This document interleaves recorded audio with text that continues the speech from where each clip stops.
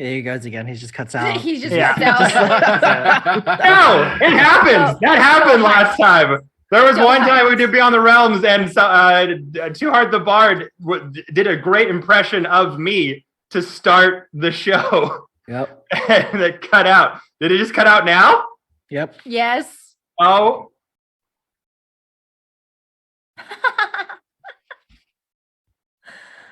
It's fine. I'm getting a new microphone. It is coming from Amazon today with a cool bench arm thing.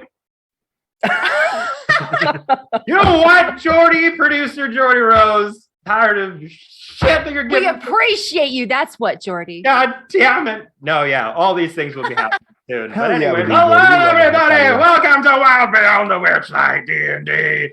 It's so good to see you all. Good to see everyone in the chat from the little hiatus that we took. Recently, we had a lot of folks doing lots of busy things. Some people were filming stuff. Some people were moving stuff.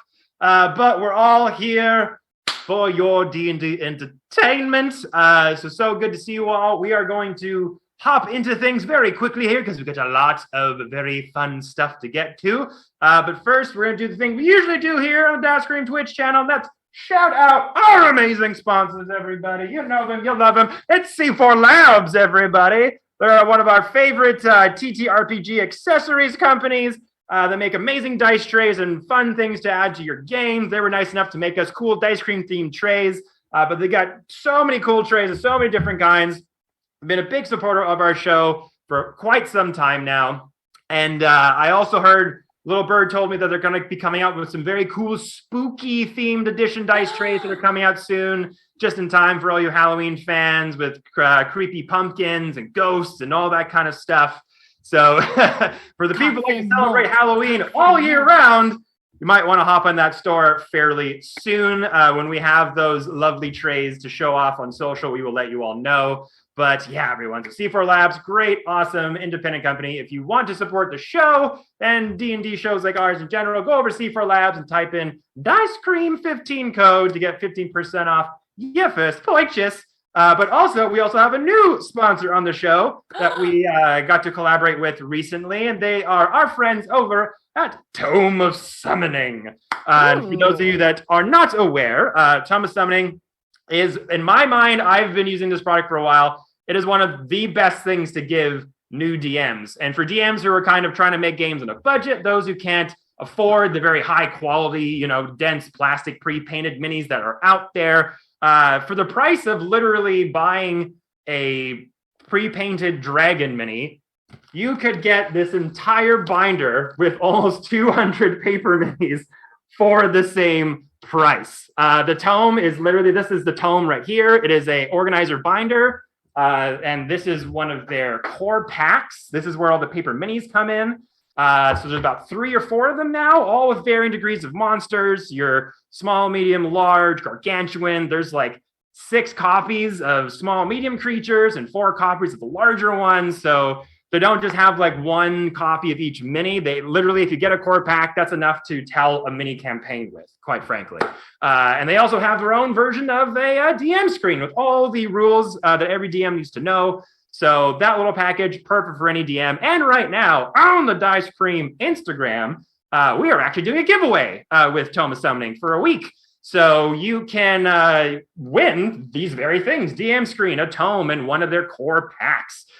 So make sure you go over to the Dicecream Instagram, check out the details there. We'll be running that for a week and pick a winner the following Monday coming up. So thank you again to Tome of Summoning. And of course, if you want to check out their wares, I feel like the affiliate link is somewhere in the chat down there. There is a code as well, Dicecream15, get 15% off any purchase from the Tome of Summoning site. So thank you, C4 Labs. Thank you, Tome of Summoning. We really appreciate the support.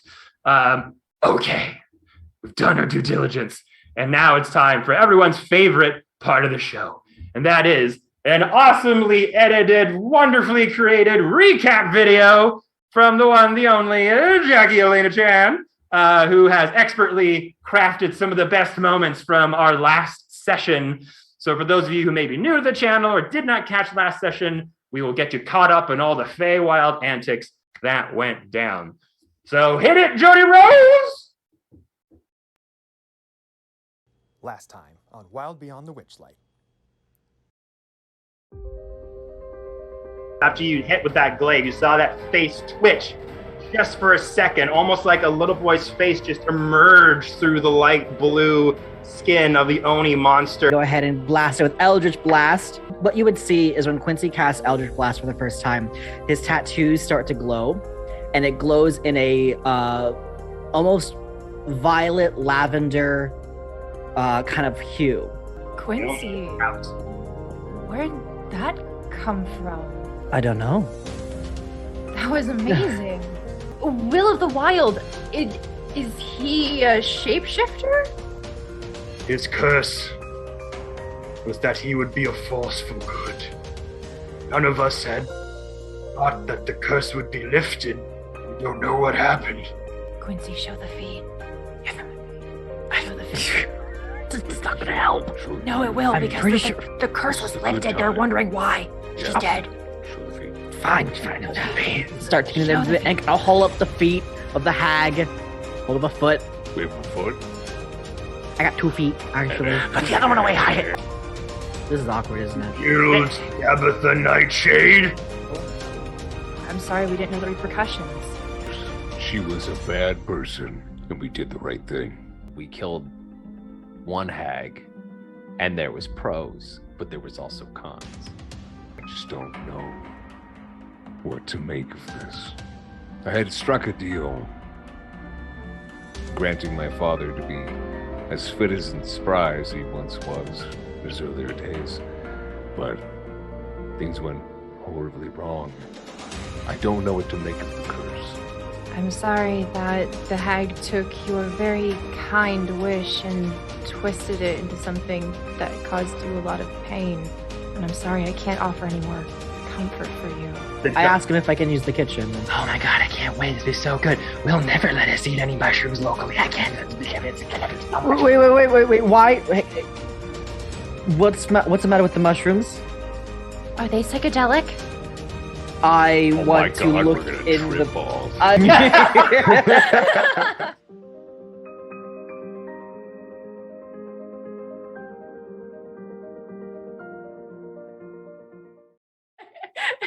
Good. There you go, everybody. Now you're all caught up on the last episode of Wild Beyond the Witchlight. Thank you again, Jackie, Elena Chan, for editing that great video.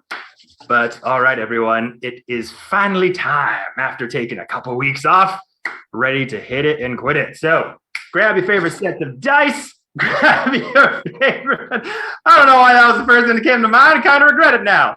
Never mind. Maybe I'll just rewind and say something a bit less weird. What did you say?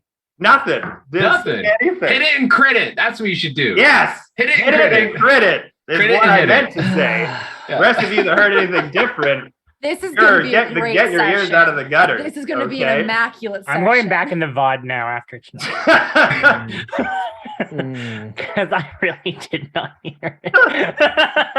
Better off for it. But anyway, moving forward, everyone, from that stupid flub. So grab your favorite drinks, grab your favorite sets of dice, and let us dive into tonight's session of Wild Beyond the Witchlight.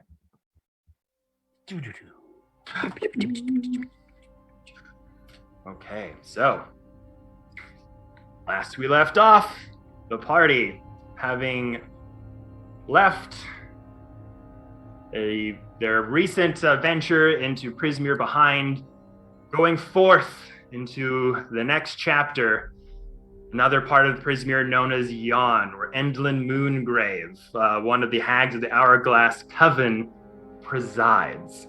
And with your new accompaniment of some very choice new friends, a talking dandelion with a sentient bee, and a new elf friend Gleam that was used to be employed by the Witchlight Carnival herself, her sister Glister, apparently in the clutches of Endlin Moongrave at the moment, have all accompanied you to help guide you through the treacherous mountain terrain of Yon. These mountainscapes climbing high up into the clouds, into the skies themselves, with various fey beacons attracting bolts of lightning, making it very hard and difficult for your party to travel around on your faithful storm weather balloon that you've been using to get around the Feywild from place to place. Having some few choice conversations amongst yourselves, you found that it would probably be best to take the weather balloon as close as you could to a starting point on the mountain face, park it down somewhere, and begin the climb up the various mountain tops.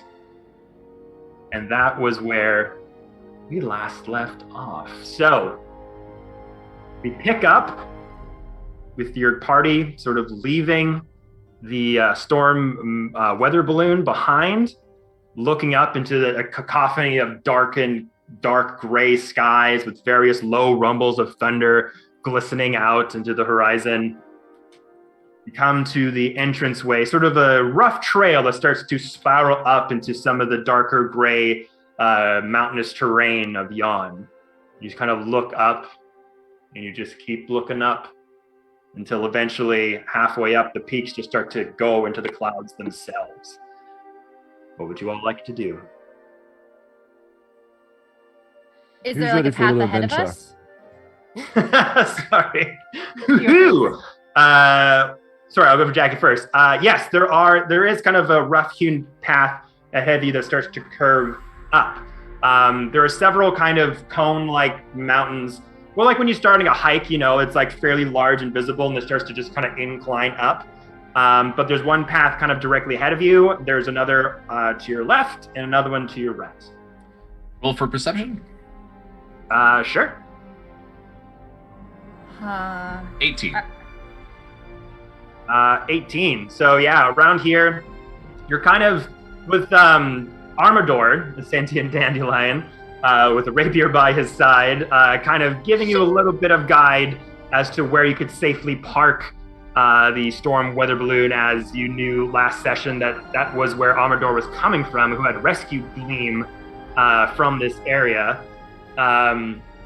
Looking around though, it seems to be pretty devoid of life. Like, we're not talking like, Mordor kind of mountainous terrain here where there's like spits of volcanic ash erupting and it's a very, creepy crawly things are lurking behind in the dark, but there's definitely an ominous feeling being in this part of Prismeer with the darkened clouds, the lightning clashing up above you. Endlin Moongrave, who you've only seen a portrait of Endlin, I think, at this point, but not having been in her presence yourself. There is a kind of eerie silence around you as your feet sort of crumble against the gravel and rock.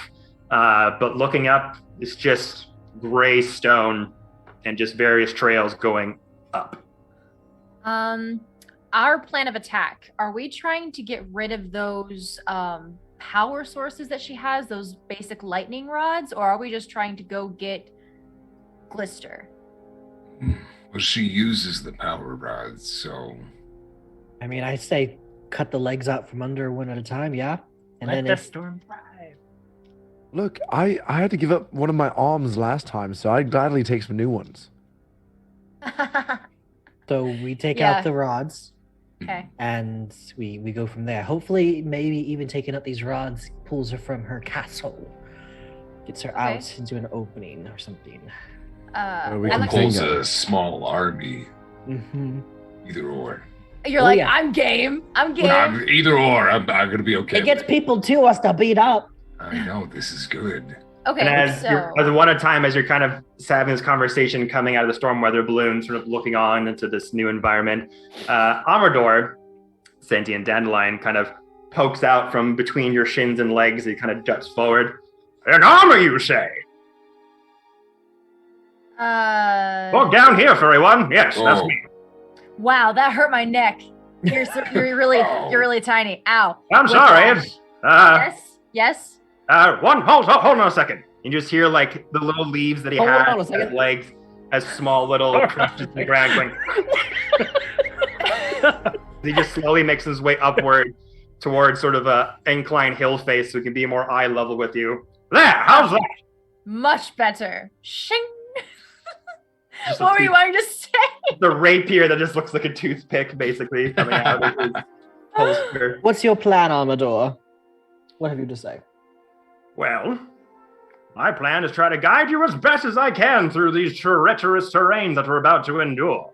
It's very easy to get lost, but hopefully if we stay the course, we'll be able to make it to Endlin Moongrave within the day or two.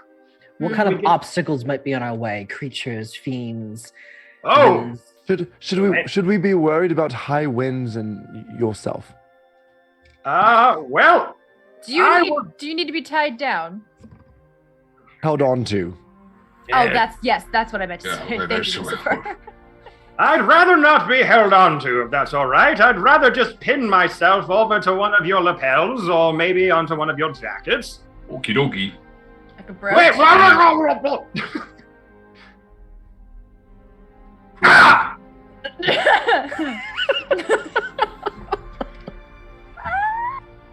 All right, well, I guess this is where I'm gonna be from now on. Yeah, just don't mind the bloody apron that just drips. Oh, constant blood. Oh, it's God. okay. Oh, Yeah. all over my green leaves, too. Yeah, God fun damn. at parties. Fun at parties. All right, well, as long as I'm severely, as long as I'm attached, that's okay. We're ignoring the blood. All right. Good thing dandelions can't puke. Okay. So. Some seeds come out. Sorry. All right, so we're going to travel forth. It is very misty up there, so there is a chance we could get lost. But any one of you fairly good with direction or anything like that? I have great dark sight. I know that way's forward. Okay. Anyone else, maybe? Do you perhaps? have a map?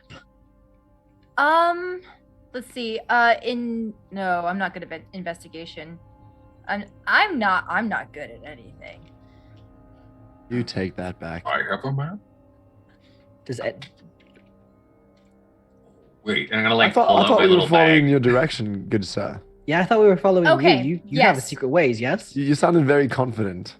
Now, I am very confident, but it helps to have an extra set of eyes to help guide the way. The clouds come in, the mists come in. Has anyone else got a good sense of direction? Is all. I'm tiny. I'm lapelled to your friend's bleeding bib. My perception's +4, so My I could perception just is keep +5. Keep So- Like looking. I'm thinking like nature or investigation, but I'm not doing well on that. I have magic sense. Or magic. What is it called? Magic awareness. Yep. All right, why don't you read it? Remind the viewers and the players. Magic awareness. As an action, you can open your awareness to the presence of concentrated magic. Until the end of your next turn, you know the location of any spell or magic item within 60 feet of you. Of that, it isn't behind total cover. When you sense a spell, you can learn which school of magic it belongs to. Interesting. In 60 feet, we might be able to locate a magical lightning rod. Doesn't hurt to try. Dandelion man, where's the nearest lightning rod? Well, there's a few of them situated throughout our home base here. A lot of them are situated in the mist, but... Are they pretty guarded and protected? Guarded? Not, depends which one you go to. There's lots of creepy crawlies kind of indebted to Endlin Moongrave, some by force and some not by choice. There's a few things we could come along our way around these parts. Awakened goats, shadows that seem to move by themselves. There's a particularly very angry Cyclops, from which I rescued my friend old Paulina here, and the little bee going... Oh, Paulina! Whack! No, I'm just kidding. I'm just kidding. I'm not going to do that. No, I'm not going to do that. I can do that. That's Roll an attack roll. Oh. No, don't do it. Don't. The little toothpick scourge, and it's like touches like your scruffy beard. Goes, that is not funny. All right. Well, I'm just going to walk to the front of the ship, and I will use magic awareness just for purposes. So for 6, so magic, looking for schools of magic within 60 feet. Any spell or magic item within 60 feet. Now, will that be anything on our body or external of our body? Because I think a few of us have I can kind of ignore the things that are on everybody. Yeah, I can so kind of... obviously, so let's just make that official. You want to enact that right now? And this is a thing that's just always happening, or do you have to use an action to use it, or? Concentration? I have to use an action to use it. Okay. I got 3 of them. It's, yeah. Do you want to ping it on right now? I will ping it on right now. Okay. So the rest of you kind of looking at Archeon, sort of trying to figure out which direction to go, sort of starts to reach out, and you see them close their eyes and then suddenly open them, and their eyelids kind of usually shutting like this. You see 2 little eye slits go from the sides, and this sort of lucid yellow sheet. He's a lizard. This little yellow sheen kind of goes over the irises of their eyes. They start to concentrate and just sort of use their internal arcana to sort of as a beacon or a rod, try to figure out if there's anything blinking their way. And obviously you all own various magical items and weapons that kind of ping off little vibrations. But for you, Archeon, you actually sense something over. So there's 3 passes. One directly in front of you that's sort of hiking up. There's a second closest to the right. That's about like maybe 20 feet away from where you are. And then around 50 or so feet to the left, there's a 3rd entrance. The one on the right, you get a slight vibration up the hilltop there. The one that's 20 feet? Mm-hmm. So the entrance to the right. Getting something, but I can learn Their magic. what school of magic it comes from. Okay.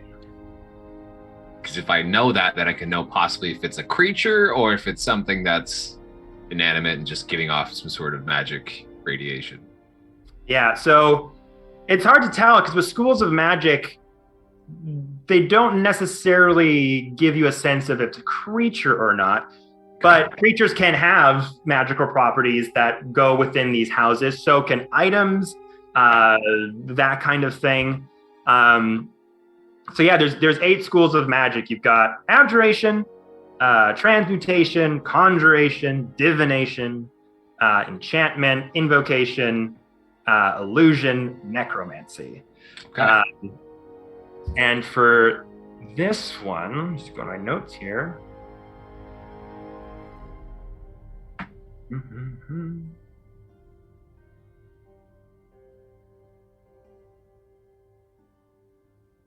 The school of giving us good weapons to use in combat. Love that one. The magic of they just instantly surrender. Yeah, yes. Instant white flags. So I got the one that was 20 feet away. There was another one. Yeah, so the one that's 20 feet away is the one that's giving off just the slightest little bit of magic awareness. The rest of them kind of aren't, and I don't. So this one gives you the sort of vibe, the internal feeling of conjuration. Conjuration. Right. So I kind of eyes kind of go back to normal. I return to everybody. You want some eye drops? Thank you. What'd you see? There's the path to the right, the one's closest to us. There's something out there that conjures. Something, an item or a creature, but it does have the ability to conjure. And just for those that don't know, conjuration, that school of magic is more focused on instantaneous transportation, conjuring manifestations of energy, objects, creatures, even object creation, something that can whisk you away somewhere or create. And the other 2 are blank, so... So probably go that way. Can we do an investigation check or a perception check of where we're going, of what he's looking at if it's only 20 feet away? So the object he's looking at isn't 20 feet away. The hiking entrance up the mountain is 20 feet away. Whatever he's pinging on, it goes up and sort of past the cloud area, sort of into the... Okay. We're going to say this so far? Relent. I was gonna say I can misty step myself, in a different place instantaneously, and also conjure darkness and flames. So But you I only like do to that once better per day. myself by fighting whatever it is. Well, I hope it's not another one of you. Otherwise, this is going to be bad. How much fun would that be? And I guarantee you he does not have one of these. Aww. That's true. This is true. Short path? Abby's slowly getting jealous of the cat. So we can go to the path. I think it's a good idea. Yeah. Let's go towards what we know most in quotations, and if conjure magic is the only kind of hint that we have, it's an up at least. Mhm. Versus the other ones are just we don't know. We know at least something. Let's go that Yes. way. Okay. Educated decision. Can I do an insight check real quick? On Clapperclaw? Yes. Okay. Do it. Okay, because he was like He was a freaky duck last episode. speaking, like, some language, and then when Freaky he woke up. duck. Insight. Where are you? Okay. Please be good. Like Abby nearly wanted to chuck him off the balcony. I just looked dead at him, like in the eye sockets of his skull. I got an 8. Hey, I got nothing. you doing okay over there? Yeah. We're good. You good to stay here? Or do you want to come with us? Well, I don't know. I could stay here and protect the storm weather balloon if you want. I am going to like get down on all fours and get eye level with him, and I am also going to Okay. Insight? or insight. Sorry, You could also do intimidation. I could. Listen. I could don't do play with me. intimidation. Mine's a +7, so don't play with me on that one. Okay, I'll do insight check just for fun. 14.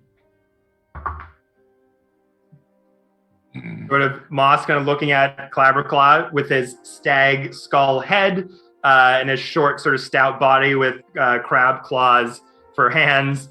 The fey creature that you discovered in Prismere some time back, you found out that was a child at one point manipulated by the hags to be this new entity you see before you. So Moss kind of giving a side eye, and Clabberclaw's like, "Yeah, you okay there?" You're like, "No, I'm fine." And then just turns around, and Arcturion is just right point blank range, like, hi, you doing okay there, little lion friend? But to ask you the same thing, you were quite the chatterbox a little while back. I was. Well, I know sometimes Clabberclaw likes to talk a lot and can kind of run on sentences and stuff like that, but I don't mean to. Just sometimes when I get nervous, I just keep talking and I don't know when to stop. And I really wish I could, when I had a gourd head, sometimes I would jingle, and then it would make it a little less awkward. And I'm just gonna just put a finger right on the like. Okay. Abby pulls up his stick, or Bori like, "You wanted a body, right?" Oh, no. That's worse. Is there something you're not telling us, Clabberclaw? And I'm gonna start like slowly kind of circling him a little bit. Yeah, so with that insight check, again, hard to read someone who has just an inanimate stag skull for a head, even though his the where the eye sockets would be and the sort of skeleton smile can be animated sometimes with strange fey magic. But you're just giving him the second look and looking around, and he just looks innocent as always. Doesn't seem anything peculiar or anything at all. It's just kind of you're circling around him with your very muscular, heavy set Leonin body, just creeping around this 3 foot tall creature. With this little dandelion attached to his lapel. Yeah, a little dandelion. Are we going to be doing this all day? Do we have places to go? Okay. Sorry about that, everyone. I have a hunch. And Moss just kind of leaves. Just gonna go then get up off of all fours and start walking away. Is that how you do that? Is that some kind of greeting from your world? So, Lucifer, having watched this and seen his friends gain no ground, as they step away from him, he's gonna get down on one knee, and he rolls an intimidation of 19. And he looks down at the empty sockets of Clabberclaw's eyes and he says, "Now you look here, Clabberclaw. I don't say this to anyone. I love you. But if there's a part of you deep down that has any intentions to hurt this party or steer us awry, no one's going to be able to find you or any piece of you." Except that's who put you there. I put a paw. Which would be myself. I would put you somewhere where nobody could find you. And Lucifer slowly just gets up.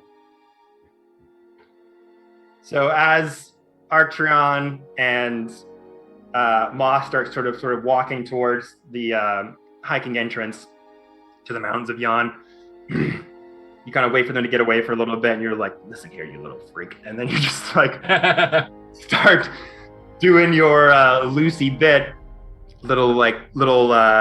Your irises start to glow a sort of orange hue, sort of transmutating, manipulating from your dark irises. And Clabberclaw literally just looks at you like he doesn't know what he did to incur all of this extra attention or hate or guilt. And he's like, That's okay. I don't know what Clabberclaw did to make you all so suspicious, but I try not to do anything to annoy you anymore. So Don't fall for it. Don't fall. Lucifer, Lucifer like sees this and like can sense that he genuinely has no idea what we're frustrated about. So he just kind of like gives him a little shrug and just like, okay. And if it ends up you're possessed by something, I'm pretty good at those things, and we'll F that thing up as well. So as long as you are genuinely not concerned and have nothing to tell us, you're good. If there's something deeper that we'll have to figure out and solve, we'll solve it. But if anything comes up while we're gone, you better tell us when we get back. Okay. And then he just pats him awkwardly like on the skull and just turns off and goes. and as you And turn Lucifer away, just turns to his party and says, "Yeah, I got nothing." as you turn away, you hear a slight whisper in your head, Lucy. I'll be watching. And only Lucy hears it. Okay.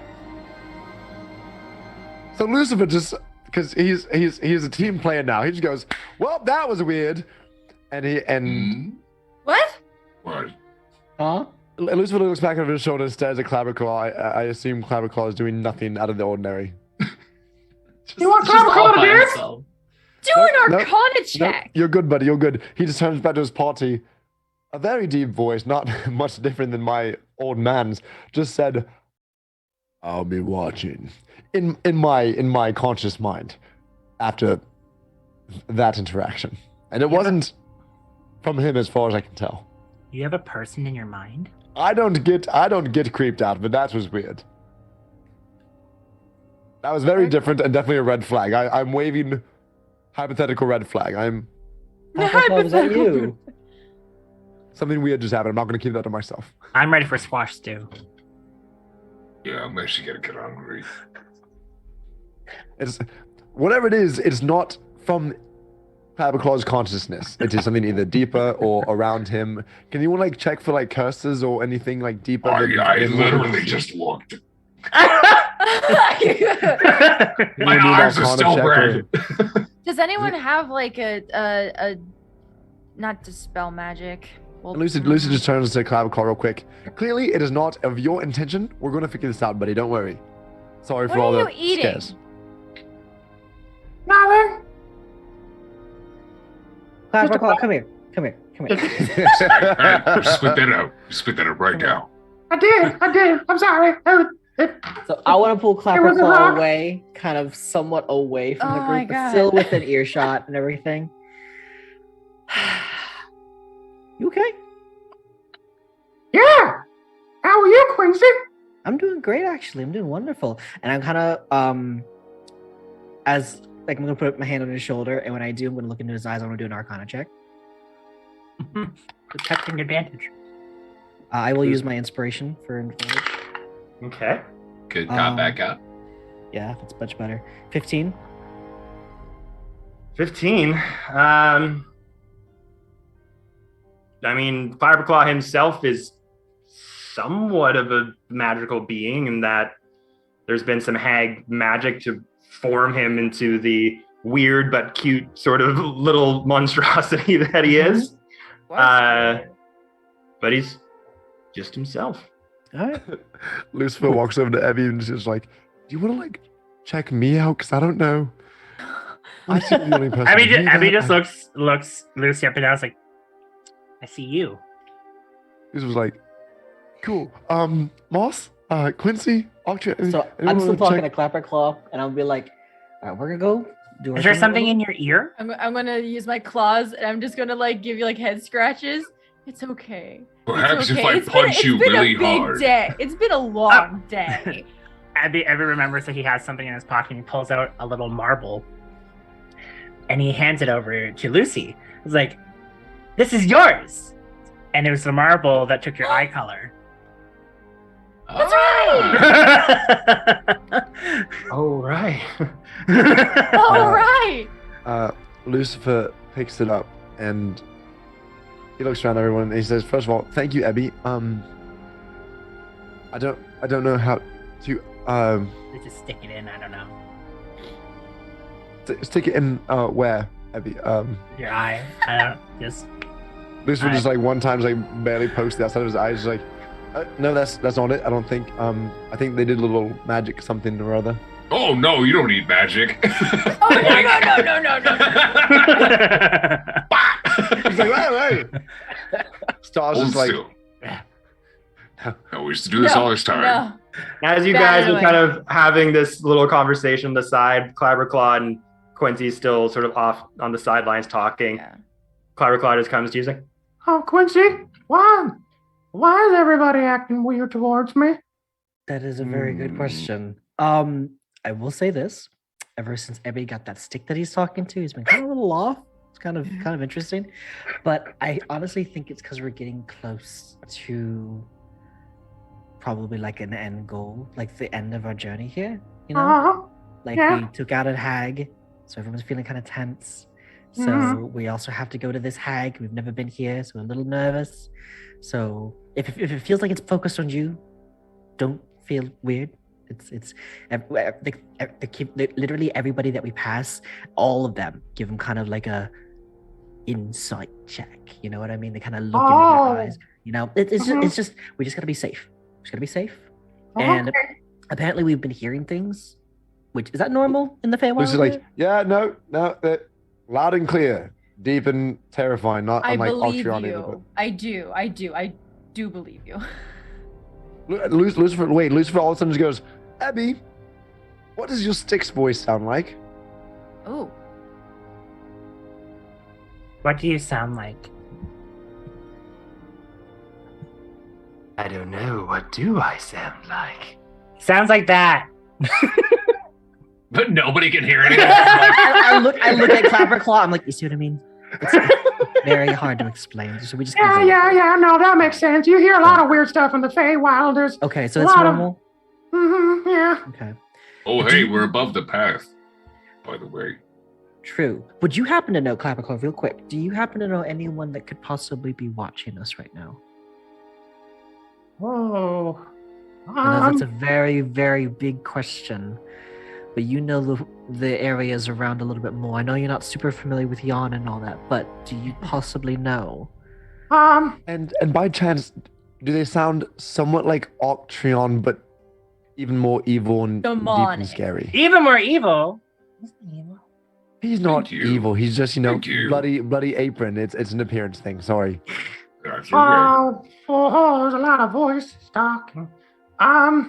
Foreboding. Well, I didn't really go to Yon that much myself. I kind of just stuck to the Bullywalk Kingdom because that's where I was supposed to be. But I mean, when you're in the land ruled by one of the hags of the Hourglass Coven, well, you can kind of pretty much guarantee there's spies around some corners. I don't see any right now, but it's possible people are probably watching you right now. Okay. So we just always does it when you washed. Okay. Yeah, just always be on your guard. Always got your little clip claps out and be ready to snap. That's fine. Yep. And remember I told you the monk maker, right? Just right there. Yep. Oh yeah. I was practicing on some animals that came by. I didn't hurt any of them though. I didn't hurt any of them. Just Okay. When they got too close. When they got too close. Well, yeah. Oh, honey, I'm sorry. Okay. Lucifer looks back. Lucifer looks back at Clapperclaw. He goes, "Hey, this is. I'm sorry for being so scary, Elaine," and hands him the little marble that has his red eye color. This is very important. Keep this safe, little buddy. I know you can with your claws, and we'll get it back when I return. All right, we'll be back very soon, and I'll give him a couple of those pieces of candy that I got from the goblin traders. The ones that make your hands Are you walking away from him? I will stand up and kind of look out and see where our location is. I was gonna say that Abby would be hiding your silhouette, so as soon as you move, Abby's just deadpan staring at Capricorn. So if I stand up and I turn around and I see you, Abby, what are you doing? And just walks away. I look at Clapperclaw. I'm like, I'm so sorry. Everyone seems really stressed out. They really do. I don't know. That's how I feel all the time. Then you understand. Yeah. A little high anxiety. All right. Are we near where we need to be now? You've just been standing. Then I'm ready to go. You haven't walked forward yet. I am ready to go. I will walk. I will be the first to leave the balloon if that's what's needed. Okay, I'll see. I'll protect the weather balloon. Don't you worry. You've done well so far, Clapperclaw. Doing a monk strike and then get him in the thing. He just I starts wanna be- to waddle himself over to the balloon. As the group is leaving, I want to be in the back and I want to try and be as stealthy as possible. Okay. Who's leading the group here? Lucifer and Star will just start walking. I'll be up front. I'll have my Eldritch Cannon out. I will be in the middle. Okay, so with Quincy in the front, Arcturion behind with Armador, starting to scale up the mountainside here. I'm going to have Quincy roll me a survival check at advantage with the help of Armador. Oh. Ooh, that's a good one. First one. That's okay. First one was good. 30-20. Nice. Okay. And so the new Eldritch Cannon that's kind of like been improved since Quincy's got a little bit more of a celestial warlocky kind of feel. It has like a slot on it. It's almost reminiscent to like one of those Yu-Gi-Oh kind of card arm things. Yes. Oh, that thing is so sick! I love like, that thing. You take one and kind of looks like there's like some empty slots for cards to be placed on, but it's still kind of like one of those things.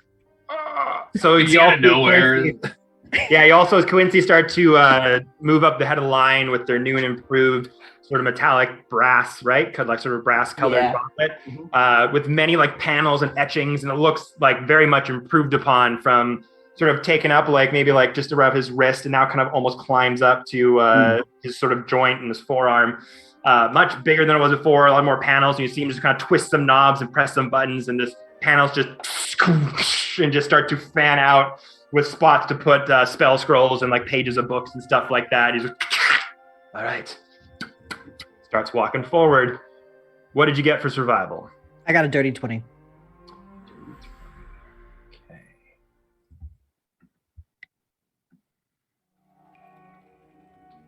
So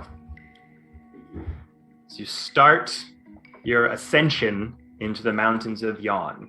The ground and the rocks crunching against the soles of your boots. A little bit of gusts of wind kind of flowing back and forth. The mountain ranges varying in all sizes. The sort of trail kind of starting to ascend up, with the mountain faces kind of being fairly tall. Some boulders, some large sort of cliff faces. Like any sort of like, being in the mountains of California, start off in like a wide sort of base and then start to narrow in a little bit as the paths start to wind and as you pick your spots to go around. Looking around, Quincy, what's your passive perception? Passive perception's 15.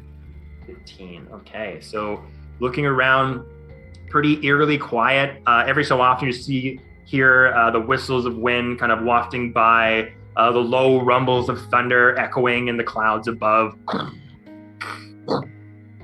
But you don't hear, any footsteps. You don't hear any activity ahead of you. You don't hear sort of pebbles or rocks falling down from the cliff sides above. It seems to be a fairly good ascension in this first leg of their journey. You probably go for about 15 minutes or so, just going up until you see your first plateau, to which we will go to roll 20. Woo! Okay. Show me the map. Let's see it.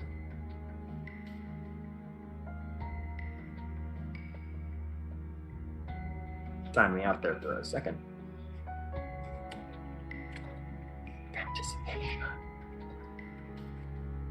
Okay, so. All right. We will reveal said. Oh, come on. Revealing said map. Right. Now. Ooh. So. Is that a throne? You start to look forward. You see various stones jutting out from the rocky ground underneath you. You see a few pathways that you can take from this sort of first plateau that you've reached, past the right, to the left, and ahead of you. But as you just mentioned, ahead of you, you notice a throne of sorts, hewn from boulder and etched with what appear to be some sort of symbols on it. Interesting. What would you all like to do? Archon, is this where your magic's coming from? Is this where it's being I can do magic awareness again if you'd like. This, no need. This is definitely where those vibrations were coming from. The closer you kind of got over to this area, that sort of internal spidey sense, that sort of vibration underneath the hairs of your skin started to stick up the closer you got to this plateau, and you really do feel that sense of divination coming forth from this thing. Yes. Everybody come here real quick. Come here real quick. Gather around. I want everyone to get in within a 10 feet of me, and then you'll kind of see, like, I'll kind of pull out the gauntlet and then pick a card and place a card face down, and then you kind of see from the Eldritch Cannon, I'm going to do the protector version, and you'll basically see like a shield of kind of like about 10 feet from me, like a light of like a shield, almost like a force field, kind of pulse out, then dissipates, and everyone gets 6 + 3 temporary. You get 9 temporary hit points. Oh my god! Hey, on top of our current one. Yeah, so there should be a temp HP by the HP stat on your sheet. You can just write 9 in there, and the first amount of damage you take, it'll go the temp HP first. Yes. Oh, Let's see. These are some nice new tricks. Puts me at 74. Yeah, Jack, did we have something before? Moth, did we have something before in the last game? We Temporary haven't. hit points? I don't think so. Well, wait, you mean like lost hit points? We haven't had a long rest yet. Well, you all slept at the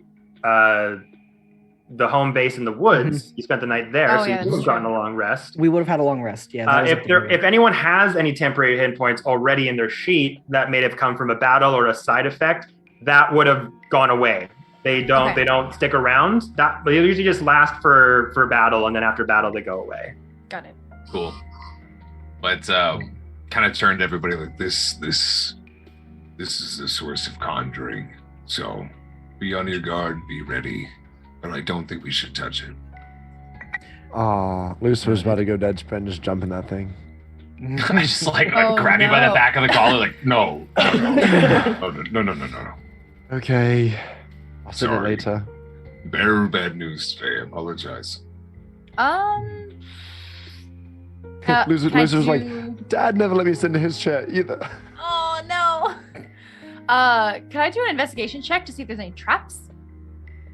You sure can. Are you staying where you are? Or are you moving closer? I'm actually gonna survey the land before it, like this open spot, to see if there's like any like maybe even between these rocks, like if there's like a tripwire or anything, I want to see Okay. if there's any traps. Investigation. Can I help to give advantage? Sure. Yep, I'll help you then. Thank you. The help action. That's a 15. 15. Okay. So looking around, again, there's just sort of dim light all around. The skies have been kind of scorched. You're not really used to being in this kind of environment. You've been kind of used to more sunny dispositions in the Feywild up to this point. But with Quincy's help, kind of looking through little globules of light that you bring out, try to get a better sense. Don't see any tripwires. You don't see any plates shifted in the gravel and the dirt. Doesn't seem to be anything there in that area. Okay, so while I'm doing the investigation check, I'm like a cat with catnip, and I just like sprawl out on the ground, and I'm just like, okay, okay, guys, I don't see anything yet. Is it super dark or misty or anything? It's not like going up there. You definitely went through like a thing of mist as you ascended up. On this sort of plateau, this sort of even ground you are. There's not a lot of mist rolling through this area particularly. It's just a bit gloomy and dark from the gray clouds above.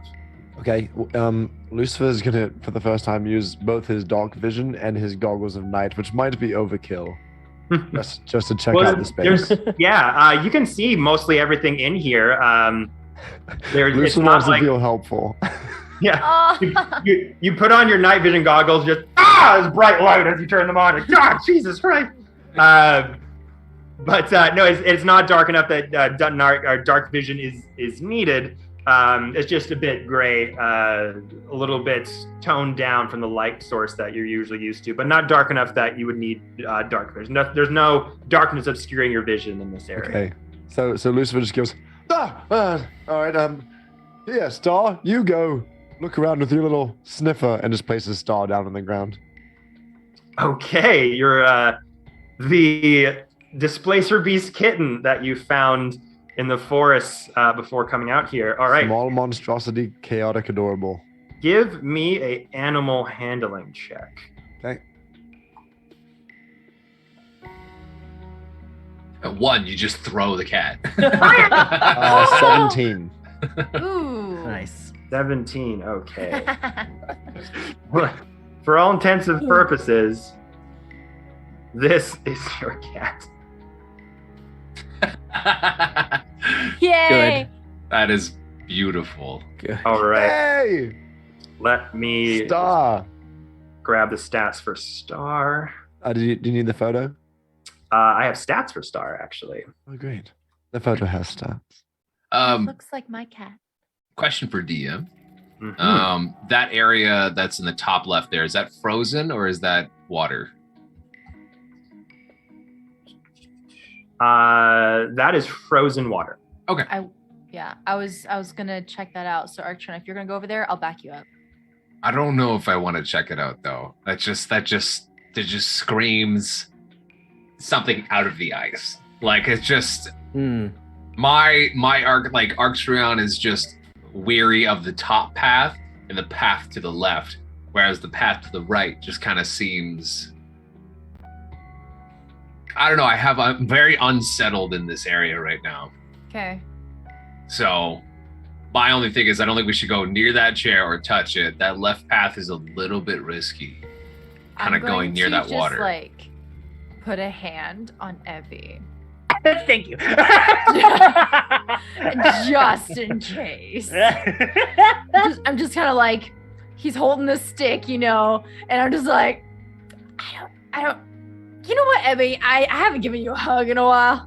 Gonna hold Okay. him. Right. I have the stats for the kitten, Lucy. What did you want the cat to do? Just kind of scour around. I know that it's got really good reflexes, so I'm not worried about it necessarily getting hurt, but just letting it kind of, because it's already a very outdoor animal, just kind of survey the area. Did you want to use its displacement feature? Absolutely, I did. Okay, so give the command to Star. Okay. Cool. Star, sweetness. Do that little neat trick that we practiced, and go scour about. Meow. Pat on the head. Meow. And you just see it start to like vibrate and shake a little bit as another form of them pops right Just returns to beside the party. Yeah, it's a little weird at first. You get used to it. Oh my! It's gonna blow. Okay, so let's see. So you just want to go forward?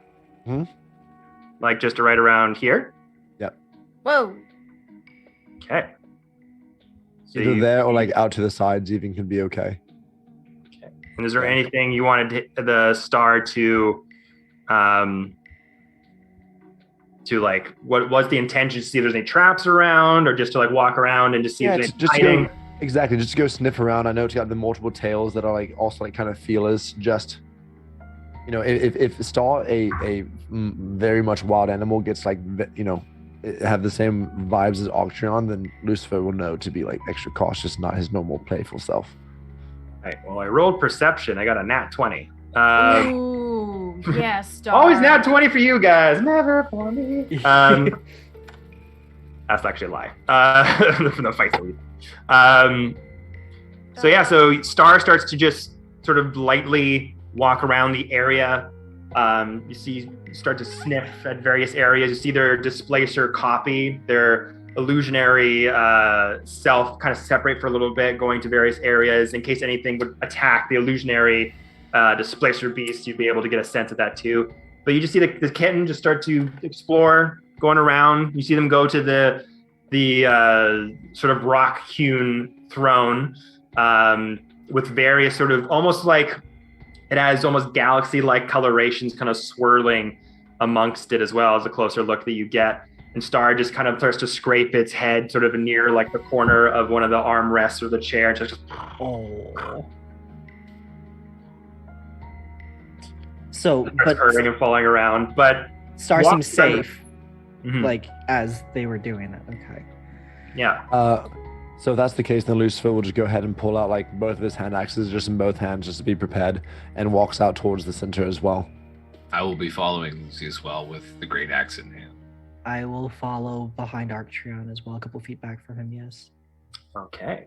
So we got Lucy. So place your guys where you'd like to be. Yeah, where are you guys gonna be? Because then I'll do stealth. Yeah, this is pretty good. Okay, well then I'm gonna be over here. Both of them just out. Yeah. Okay. Cool. I was like, Oh, that's right. I'm still holding you. I'm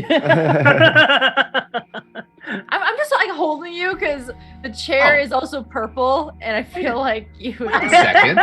Wait a sec. I'm forgetting an entire feature here. I look down to my chest, and Armador is still just chilling on See me. a dandelion. Yes, that's right.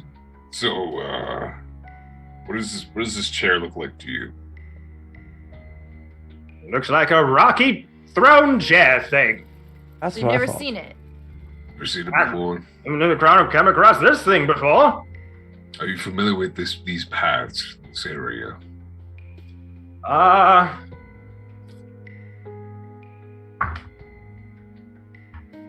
This place looks a little unfamiliar at the moment. I haven't really come across this path particularly before. If we want to go sort of northward towards the Motherhorn, probably keep over to this direction. And he points over to this path over here. So like this one or that one. Left or up? Is there a cave? That top left there? No cave. Okay. Just It more looks like paths kind of going into various hiking trails up the mountainside. Okay, sorry, just on that lake or that little frozen area, it just looks like a tiny little cave. That's very gamer of you to be like, I have observed the entire map. I might be able to go through there. Yeah. Okay. Yeah, that's just a little like alcove. It just kind of ends right where the entrance is. Lucifer's gonna sneak up to the chair and just like with one pointer finger just tap it. Lucy. Okay. He really wants to sit in the chair. You go over, you see that the chair is kind of more in full view.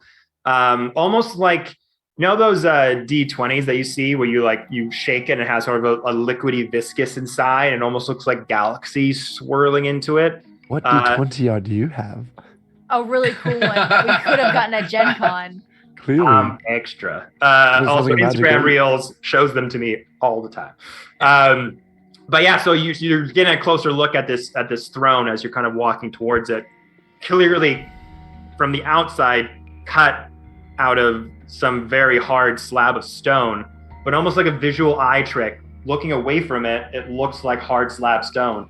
The more you walk towards it, it looks like the slab is almost like a vessel, and it starts to become a little bit translucent. And you look inside, and the stone chair now has these swirling purple inlaid, almost swirling galaxies kind of moving all around it. And you do get a closer look at the symbols that are etched all over it.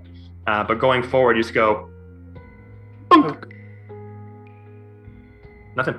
Great. Let's look pokes it and goes, Octo, can I sit on it? I make a little waddle over there, and I myself also kind of do like a little like tap and a poke. Can I do like an Arcana check or like a history or whatever check to read the runes? Sure, yeah. Arcana or history. Okay. Well, that was not a really great one, but history is much better. 8 + 6, 14. So these runes are etched in a very old script of Elven. And as you kind of speak Elvish. Exactly. So you kind of look at it, and it's not like normal Elvish that you're used to. It's more like for a long, long time ago. Mm-hmm. It's a bit of a dialect that you're not particularly used to, but you do remember some phrases, and you're kind of looking at it, and the runes on the chair say, "I am a traveler from a distant land. My name is Mazakoth, keeper of stars. Sit on my throne, disciple, and unravel." So glad Abby's being held right now. He would have just... Something about a third bee's armpit. I'm not quite sure. It's very old. So, based on what you've picked up, and Lucifer's still like got his hand hovering over the throne after just touching it. So, is it or is this it not is probably safe to sit? Mazakoth's chair. Sit on my throne, disciple, and unravel. So, if you would like to sit on this seat here, Lucifer, you might learn some things, but it probably would eat you. And what did you get? Like, what was your roll on the history check? 14. 14. Okay. So, I don't think it's a great idea. can A great stars projection go on it? You want them to do that? Yeah. Can I- We could just put Ebby on it. Abby, sit on the chair. Okay. I let him go. Abby just I launches his way over. I literally drop my axe in front of the chair, and I'm standing there like, no, we're not doing Lucifer like drops his shoulders, like kind of bummed. He's like, oh, okay. And then he leans down and scoops up the actual star, and then he looks over at the duplicate star and says, "Come on up," and just like taps the seat of the chair. Archon, you have not been in enough battles with Ebby, okay? Just let him sit in the chair. just let him sit in the chair. Listen, if that thing turns into a mimic and eats Ebby about halfway up, I'm not pulling him out. Fair. And noted. Okay. All right. Okay. So Ebby sitting in the chair. Of course. Yes. So Abby goes sit in the chair. Roll for initiative. How could it be? It starts with me. So, Ebby, Yes. sit in the chair, Okay. kind of situated for a moment, and just waiting. Your bird-like feet kind of hitting against the rock. It's fairly high up. Okay. All your friends are kind of talking amongst themselves about what this could mean, or don't get in a fight, blah, blah. And as you hear your friends talk, it sounds like you're drifting away from them. Okay. But you're still seated right beside them. Like the sounds of their voices are starting to drift off further and further away from you. But you're sitting there. And then you start to feel drowsy. Cold. Do any of us notice this? Abby's just sitting there like this. And the rest of you kind of talking. Then Abby, your eyes get heavy. Ooh. They don't close. It almost looks like you were hit with a tranquilizer dart. So does he physically look tired all of a sudden? A little bit. Lucy goes, Abby, are you okay? Like instant concern. All playfulness is gone. Abby doesn't answer you. Can Lucy try to rip him off the chair? Insight check. Or is this one of those situations? Don't touch him yet. Oh, I was just about to poke him. I'll just rip him straight off the chair. Can I do insight or investigation? Or Arcana. They're both different things. Are you trying to insight like how Abby's doing? I guess maybe what the chair is doing to Abby. Because otherwise Lucifer's like in the moment going to pull this. So yeah, we'll go with insight for that. So dirty 20. Dirty 20. Ooh. Abby just looks like he's in some sort of trance. Okay. A bit hypnotized, but not in pain or anything. It just looks like sitting And in nothing around us activated. Nothing around us kind of like turned on or. Nope. It's just he's standing there for a while, and it's just like a trank dart went into him. He just. And I'm just gonna like put my paw on Lucifer's chest, like, it's okay. He's not being eaten. Let's see what happens. He seems fine for now. Lucifer just starts stress petting Star, just like, okay. And my axe is like ready above Abby. So Abby, Yes. as the sound of your friends start to drift away, the sound becomes quieter and quieter, and suddenly your body is just weighing like 1,000 tons, sat in this chair. Right. You feel drowsy, you feel cold. Then all of a sudden, from your view, the chair starts to move away from your friends as they're all talking amongst themselves like this, but they're getting further and further and further away from you. The chair starts to grind against the stone and the rock and then start to jettison up into the air itself. We're going on a trip. Is Abby still like In our favor. in his own mind? Yeah, you're still kind of drowsy and just kind of looking around, and the hair starts to hurtle itself into the sky, past the clouds, past the thunderous cacophony of booms. You alleviate yourself above the cloud line, and you're seeing a bright blue sunny sky with sun wafting into your face, warm sunshine. Then past that, you start to go into the coldness of space, hurtling yourself across galaxies and stars. You find yourself being hurled towards a very specific place. Suddenly, the star stops as just waves and waves and waves of planets and stars whiz by you. Suddenly,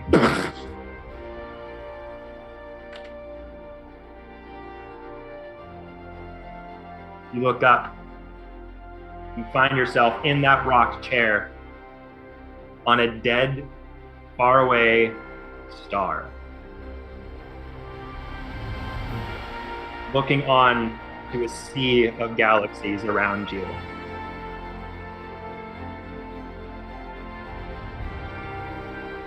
When you look around, you don't see anything at first. It's just dead air and stardust. And then you look forward and you see a person back with a long flowing robe glittered in starlight and galaxy swirls on it. Sort of a darkened purple coloration with golden cuffs and a large hood that's put up. What would you like to do? Is Abby able to move right now? Or is he still in his thing? Do you want to move? No. He just wants to know if he can like adjust himself. Yeah, you can kind of wiggle around a little bit. So has he come back to terms with like his mental state, or is he still like, you know? Yeah, you're a little bit more awakened now. Okay, so Abby just looks like, ooh. He just looks back up and just sees things like, there's our things, oh my gosh. And he looks back to the person and he's like, oh, hi, friend.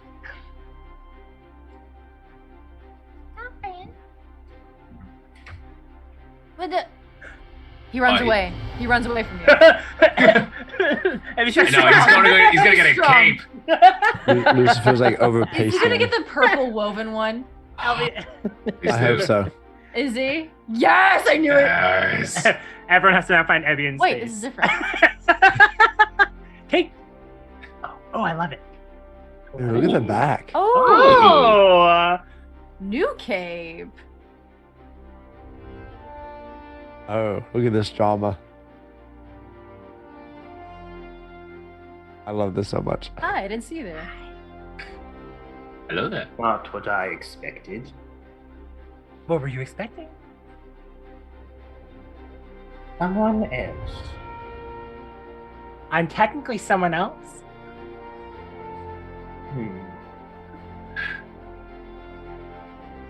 Sentient bird. Yes.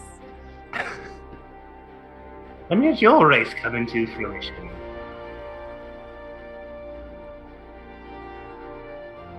I don't know. Figures. Typical. Well, how did you find this connection, Mr. Well- Sentient Bird? Well, first, my name is Effie. It's lovely to meet you. And Ebby. I sat in a chair very willingly. Really? Well, Ebby, my name is Mazakov. Hello, Massacre. I'm an astronomer of sorts. Part of my essence is honed into the chair that you sit in currently. This black star at the edge of night is what I call my home. Does it have a name? I've never even thought to name it. Oh, Well, it's home. So whatever your heart desires, it can be. It's not my home, my friend. It's more of a temporary living situation until I can get back at the person who trapped me here. Traps suck. Yes, they do. Hmm. Traps But suck. I can tell you are someone of good heart, noble spirit. I'd be like, Kuzel. You will not be the one that I will be transporting myself back home through. I have a jar. I'm afraid, my feathered friend, it does not work that way. I'm sorry. Oh, no need to apologize. I just have to wait a little bit longer, I suppose. Well, can I help? Yes. Actually, you can. Wonderful. Starts to take a couple steps, and he's fairly far away from you. He takes one step, and he just appears right in front of you. You're fast. A lot of time to practice. Can I go fast too? Reaches into his pocket. There's just a ground up piece of dirt, dust, very similar to the coloration of the star that you stand on. Yeah. How about I gift you a little bit of my psyche for you to carry around? I would love that. More voices in Ebby's head. Right, no, that's exactly what I was thinking. One more to the bunch. Abby has empty space. It's fine. Maybe you can help me get back home. I would love to help you get home.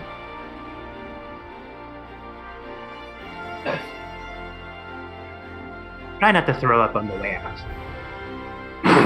And this dust just goes into your face, and that dust sits you back onto the throne as you rocket back through the stars, through the galaxies, back to the ozone, back through the sunlight, back through this darkened clouds and sky, and then you just suddenly land. Whoa, you good? Oh, welcome back, Abby. You all right? Are you What covered in- happened? Are you covered in puke? Abby, roll me a Constitution saving throw. Oh. Just puke the entire way. Just- I rolled a 16. All right, so you don't chunks. You don't blow chunks. Get a little nervous.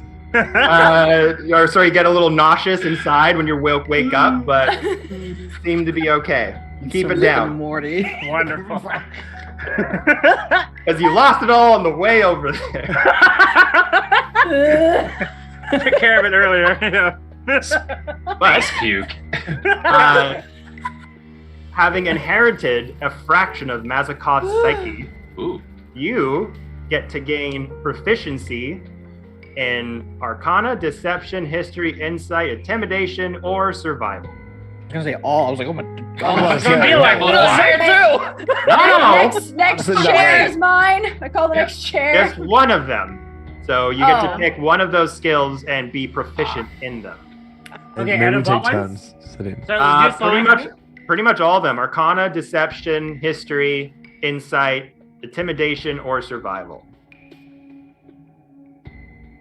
I'm gonna do. All of them have high numbers, so it's like. You can make them higher. Right? That's what I was thinking. Like, I'm already proficient in Arcana history. So you can be Yeah, so expertise. you could add it to Insight, Intimidation, or Survival. That would add your proficiency bonus to it. Survival, no one really dumps into. It's just sometimes good to have.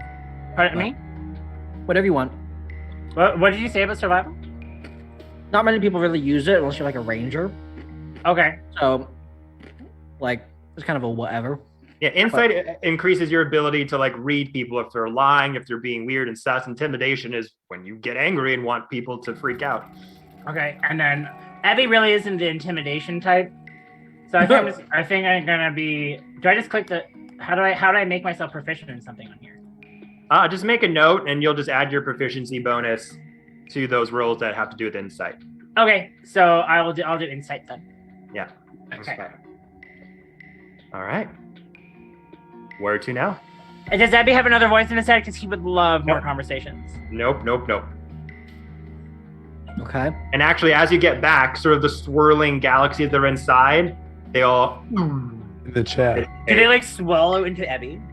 No, they don't swallow. Damn it. But the chair's power seems to have subsided upon you. Okay. And there's 3 exits from where we came from. There's like a top, left, and right. Yeah. This just reminds me of like the first Lord of the Rings, or like Gandalf's in like the mines of Moria. He's like, I have no memory of this place. He's like staring at like a bunch of the paths. Yeah. You brought us here. It's your idea. Yeah. Yeah, as an Armador said, if we're trying to get more northward, then this would be probably a better solution. I will listen to my chest flower. Does Abby remember everything that just happened to him? Yep. Cool. So what you experience there, bud? Well. And I've seen Quincy on some drugs, but what you just experienced seemed very different. Well, I went to a dead star, and there was like lots of other stars, and I went so fast. Oh my gosh.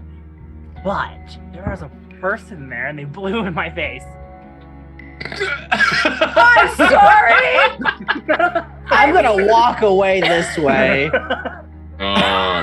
Lucifer, give Abby back the marble because she's clearly lost it. Clabberclaw currently is holding it as my sign of apologies to him for being so Okay, so I'm gonna walk over this way. I was like, Mazakoff seems so cool, nice. So Lucifer just leans in a little bit to Abby. He's like, "Do you feel any different? Do you feel okay?" I don't know what to feel. Okay, will you just keep me up to date if anything happens? If you feel like stabbing any one of us, let us know. Abby's just Way beforehand. Yeah. Abby just like keeps thinking about how he's gonna try and get the Mazakoff home because there's no direction to give it to him on that message there. It's like, I need to help them find their way home. Sit on more chairs. Well, we will deal with the Mazakoff thing later then. Right now, we gotta find where we have to go. What is this little cave entrance right here? Is this part of the... So it's just a little alcove. It kind of ends just right there. Doesn't go anywhere. So if I can like speak inside, do I see anything? Is there anything hidden in there? Is there like gold? Is there artifacts? Again, the gamer side of the show. You can certainly, as I always say, you can certainly try. Intense investigation check. 17. Intense +2. And you stepped onto the frozen water. Yes. Roll me a dexterity saving throw. Or fall on your butt. That's not bad. Dexterity saving throw. 16. All right. I don't have to fish you out of a pond.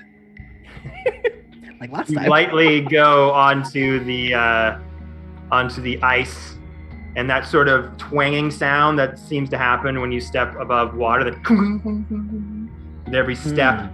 You don't hear any cracking or anything like that, but it does seem a little brittle as you go inside and look. And what was your investigation? The investigation was a 17. All right. So you kind of go down, creep in.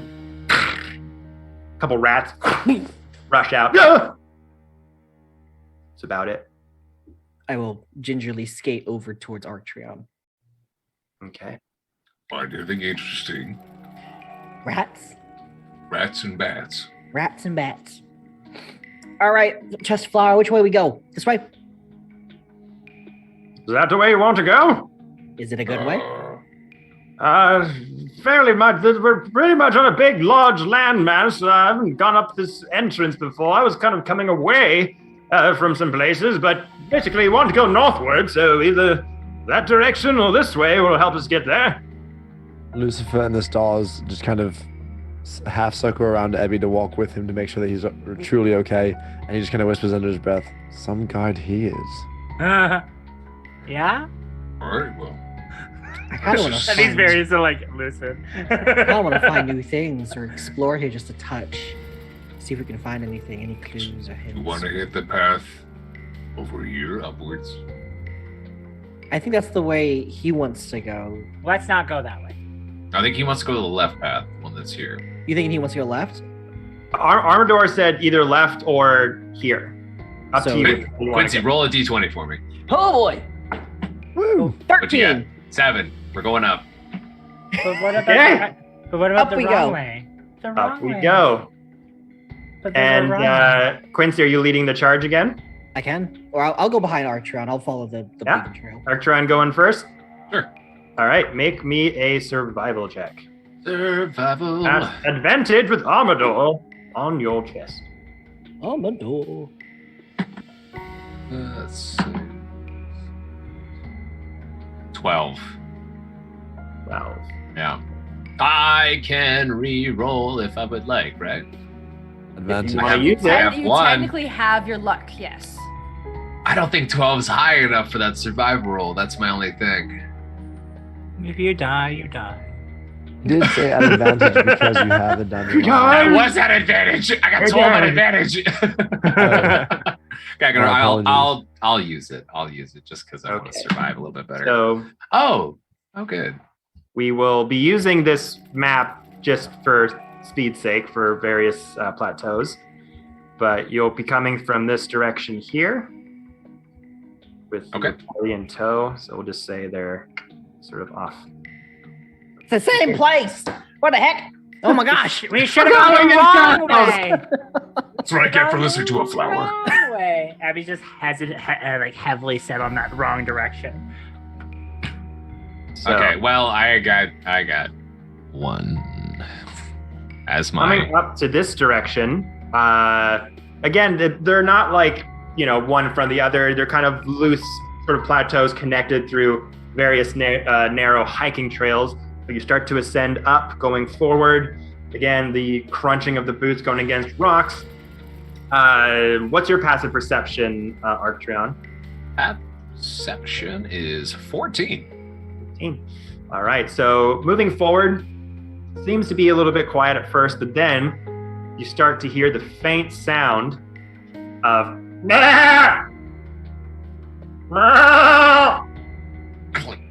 Dinner. Armador, what is that? And I would like to also ask, are you stealthing or are you just plotting forward? I wasn't. I wasn't. I'll be honest. I didn't think to. Okay. So I am wasn't currently thinking just either. walking into the area. So as you walk into said area,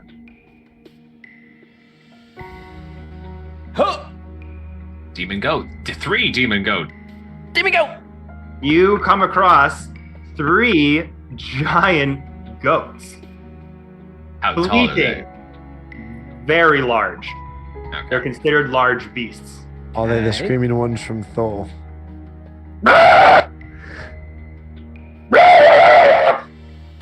Good. Let's kill them.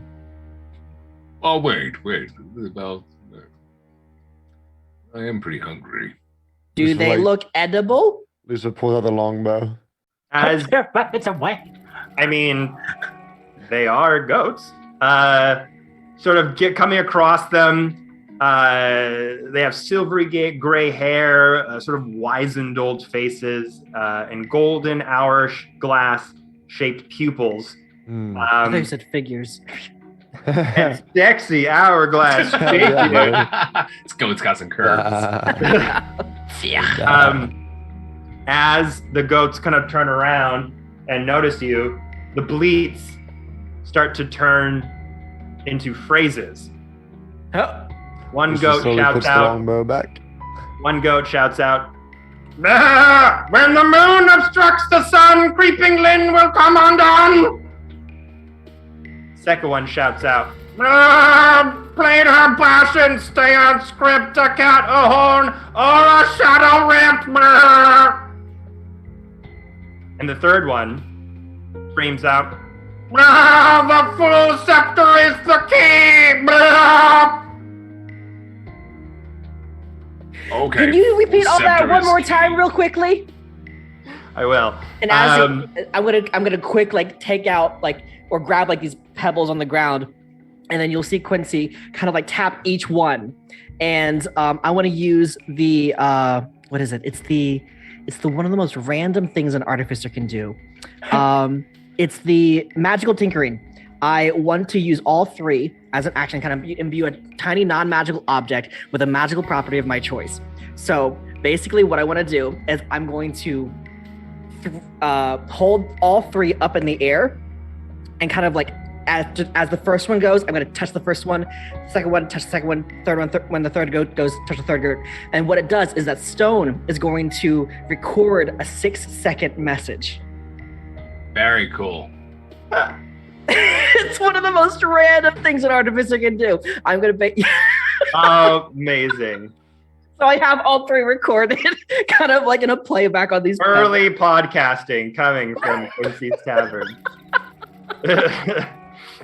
Okay, I will write those phrases in the chat for you guys to see. I literally have a book for this.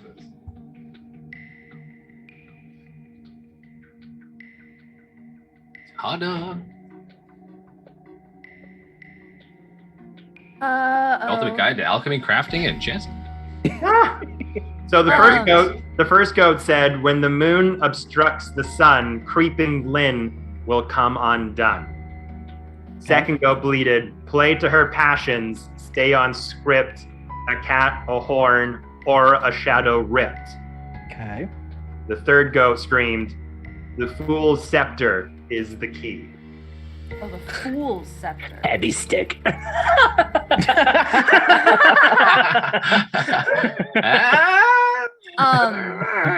I think when I could not have heard that from the goat, so I'm playing the second rock that Quincy has on repeat. But I'm going to like turn to Armador and I'm going to say, I'm wondering if the shadow that they're talking about is Glister, because her sister is a shadow, right? So her sister, or Gleam, had her shadow cut from her. Yes. So Endlin Moongrave has the ability to create shadows and steal shadows from people and make them in service of her. Correct, but we also know that Moongrave likes plays. So the second goat is saying play to her passions and stay on script, have these attributes, or a shadow gets ripped. So a cat, maybe, a horn, or a shadow. yeah, or a shadow rip. And in my mind, I'm hearing that as like a ultimatum, or like play to this, or Glister gets hurt. That's how I'm interpreting it. I don't know how everyone else is interpreting it. Which shadow got burnt up and went to hell? That was So way back on your first encounter with Bavlorna, Charm. There was a dark elder, the elder creature that was in charge of the two darklings that ran the shop in the Bullywog Kingdom. Right. And you just saw, the hag just snapped their fingers, and Charm just a flame ring went around them. They're up into flames and then disappeared. But it wasn't a shadow. But you do know that there was a shadow that was lurking around in Bavlorna's hut that escaped your grasp. That was Charm's shadow specifically. I guess I'm going to ask the party, does anyone else hear a threat in the second line? I do, and it makes me kind of nervous for Gleam's sister. I'm on the fool with the stick. I'm on the fool's scepter is the key. Lucifer, having heard the second one, play to a passive sound script, a cat, a horn, or shadow ripped, he's really like holding one of the stalls, but also like touching his own horn, just like I don't like two of those three options. When the moon obstructs the sun, Creeping Lynn, that's Endlin, yes? I feel like it is. So Creeping Lynn will come undone. Play to her passion, stay on script, a cat or horn or a shadow rip, the full scepter is the key. This is basically, these goats are telling us how to take down Endlin. Play to her passion, stay on script, a cat, a horn, or shadow rip, so we keep her busy until we figure out how a moon obstructs the sun. It's some kind of eclipse. So Lynn gets her power from something, and we need to eclipse that. Play to her passions, so we keep her busy while whatever this is, and then whatever this full scepter's key thing will help us hopefully make this moon obstruct the sun. So she has a power source of something, I'm thinking. And then if we can obstruct it, hide it, make her blind to it, or destroy it. Well, we know she uses those like towers for lightning too. So that could be a way we could obstruct some sun or some power source in general. That's what I'm getting from hearing these over and over again. Should we press on and continue to think, or should we stay here and explore a little bit more? In the meantime, I've been sitting there. Amador, are these goats friendly? They attack us. Just gives them a once over.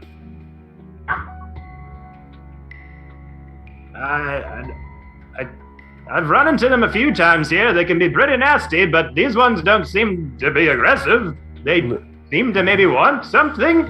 The goats are just staring there at you. Lucifer turns to Abby. Lucifer turns to Abby and just like, do you want to ask your little stick friend what he thinks of this message? Abby picks up the stick. Did you hear the message, or do you need me to repeat it to you by chance?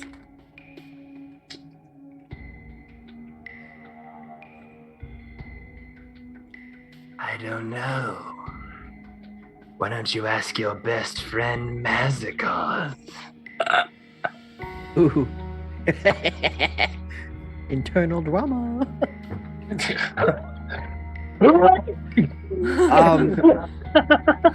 Not that Lucifer heard that, but I have in my bag of holding some aged meat and a wheel of cheese, specifically brie cheese. And I will take that out and I will place it like a couple, like, let's see, where am I on the map? I will present it carefully, walking up towards them and like place the offering like right here and kind of like in a slightly bowing motion, be like, thank you for your prophecies, and step back. Good, yeah, lure them in so I can eat them. Stay back. I kind of like, we'll see what happens. Oh, I'm not saying no, but Also, this is Armador here, the gingerbread man. incredible. Incredible. Little tucked away in the armor there. You're So what is it you guys are trying to figure out from the goats? And I'm just asking this to everyone. the goats are asking for reciprocity. What did your stick say? I was supposed to ask my best friend Malakor. Mazakoth. I think he's losing it. Did it seem to have any kind of like message behind that statement, or was that just? Did you dig deeper? I think he or- had to be there. Okay. So nothing helpful. It could be, but I don't know how to talk to Mazakoth. We need to find you another chair to sit in. Okay. I'll go on that ride again. What are the goats doing in the meantime?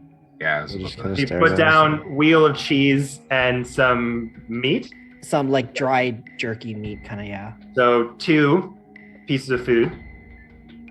First goat goes over. Yeah.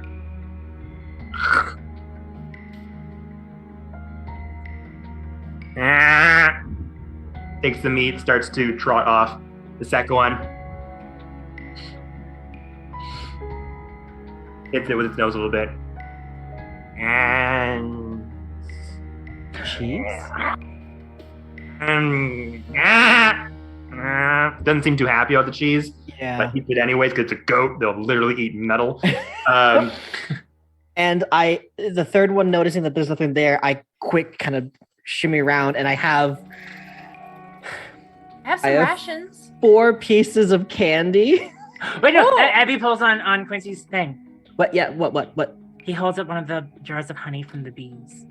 Aww. Oh. Wait.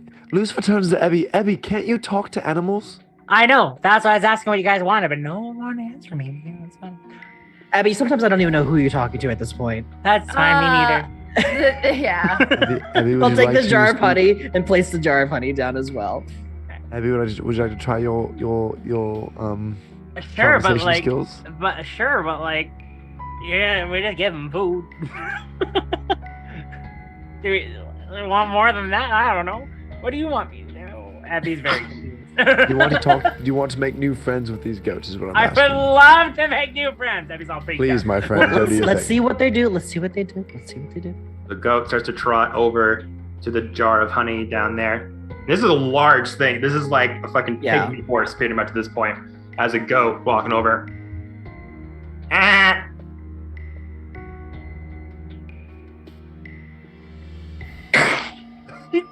Bites the glass and it falls all over the place. Hurts its mouth.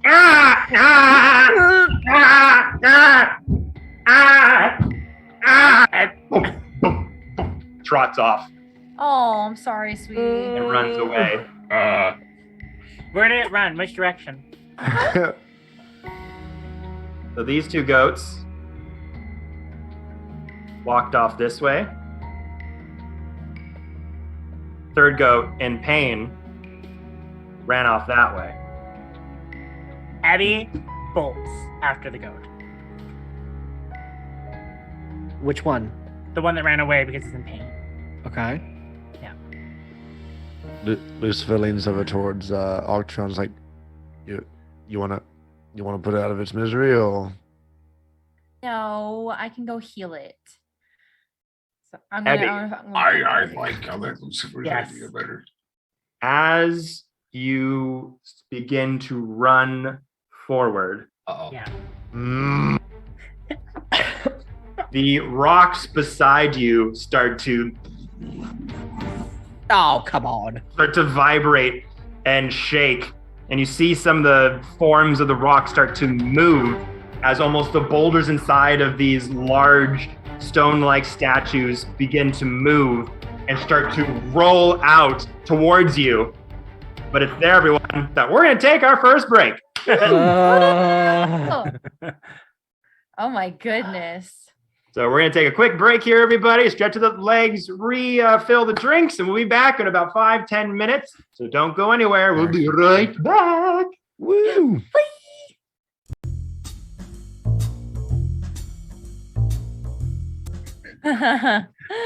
Hello. Hello, everybody. We Hi. have returned. Sorry that took a bit longer than normal. The Amazon guy came to my house, and I have a brand new cool microphone. Yay! More professional, upgrading studio stuff. So sorry I had to install it and get it all ready to go. Soon it'll be on this arm, and I'll talk like this. But for now, let's get back into the fray, everybody. Let's do it. So after feeding 2 out of 3 goats successfully, but angering one of them as they ran off into the distance, with Ebby chasing after the hurt goat who ate glass, the pillars of rock in between the pathway started to rumble and shake, and a stone boulder-like creature emerged and is rushing towards you, Ebby. So I need all of y'all to roll initiative. And for those of you wondering, Quincy had to step away for a second, but Quincy will be back. Don't forget to add your initiative bonus if you have any. Yes, thank you. Thank you. I got a 17. I've Oh, got me a too. 19. Ooh. I did not roll. I'm so glad I'm not first because Abby does not care about this boulder thing in the slightest. Okay, Ebby, what are your stats? So I got 17. 17. Okay, Lucy. 19. 19. Moss. Real quick check. Do we need music? Oh, did music not come back? No, Not I for was us. just- Says I'm sharing computer sound. Oop. Whoop. Whoop. There it is. Wait, No. there it is. There you go. We're Hey, new it's a bit equipment, loud guys. though. It's a bit loud though. Yeah. There we go. All right, new mic things. Okay. So, moving down the line, Moss, what'd you get? I also got a 17. A 17. All I right. also got a 17. Arctreon. I got a 9. Woo! Quincy got a 1. Quincy got a 1. Automatic 1 for not hanging out. Okay. Bum, bum. Yeah, I caught that.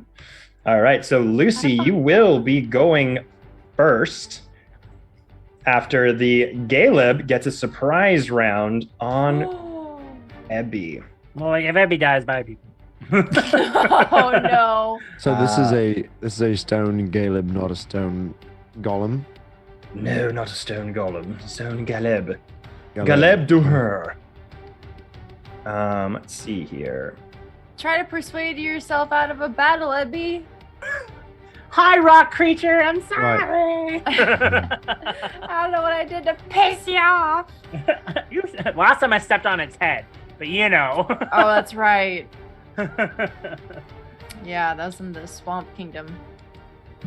Yeah. Okay, so the Galeb kind of emerges and it looks very much just like a giant boulder-like creature with arm appendages and legs and a little bit of sort of eye slits for eyes and a little mouth slit here, bulbous and rocking back and forth. And as it kind of comes out of the rock face, it just kind of looks at you, looks over 2 other rock pillars in front of it. Its arms do this. Animates towards the other 2 rock pillars. And you start to see those pillars shake as... Uh-oh. 2 more start to emerge out of the ground. Out from there. And then that will be its action. And it's going to stay where it is. Okay. And now we come to Lucy. Okay. So Shane, Abby is way over there. Yeah. Okay. Lucifer's gonna go ahead and move. How far? Let me do my little measuring trick. Boop, boop, boop, boop, boop, boop, boop. Lucifer's gonna move here to just spread out. Yes. So Lucy's gonna move. And Lucifer's gonna. No. Yes, Lucifer's gonna stay right there. He's gonna fire an arrow at this one with his longbow. Okay.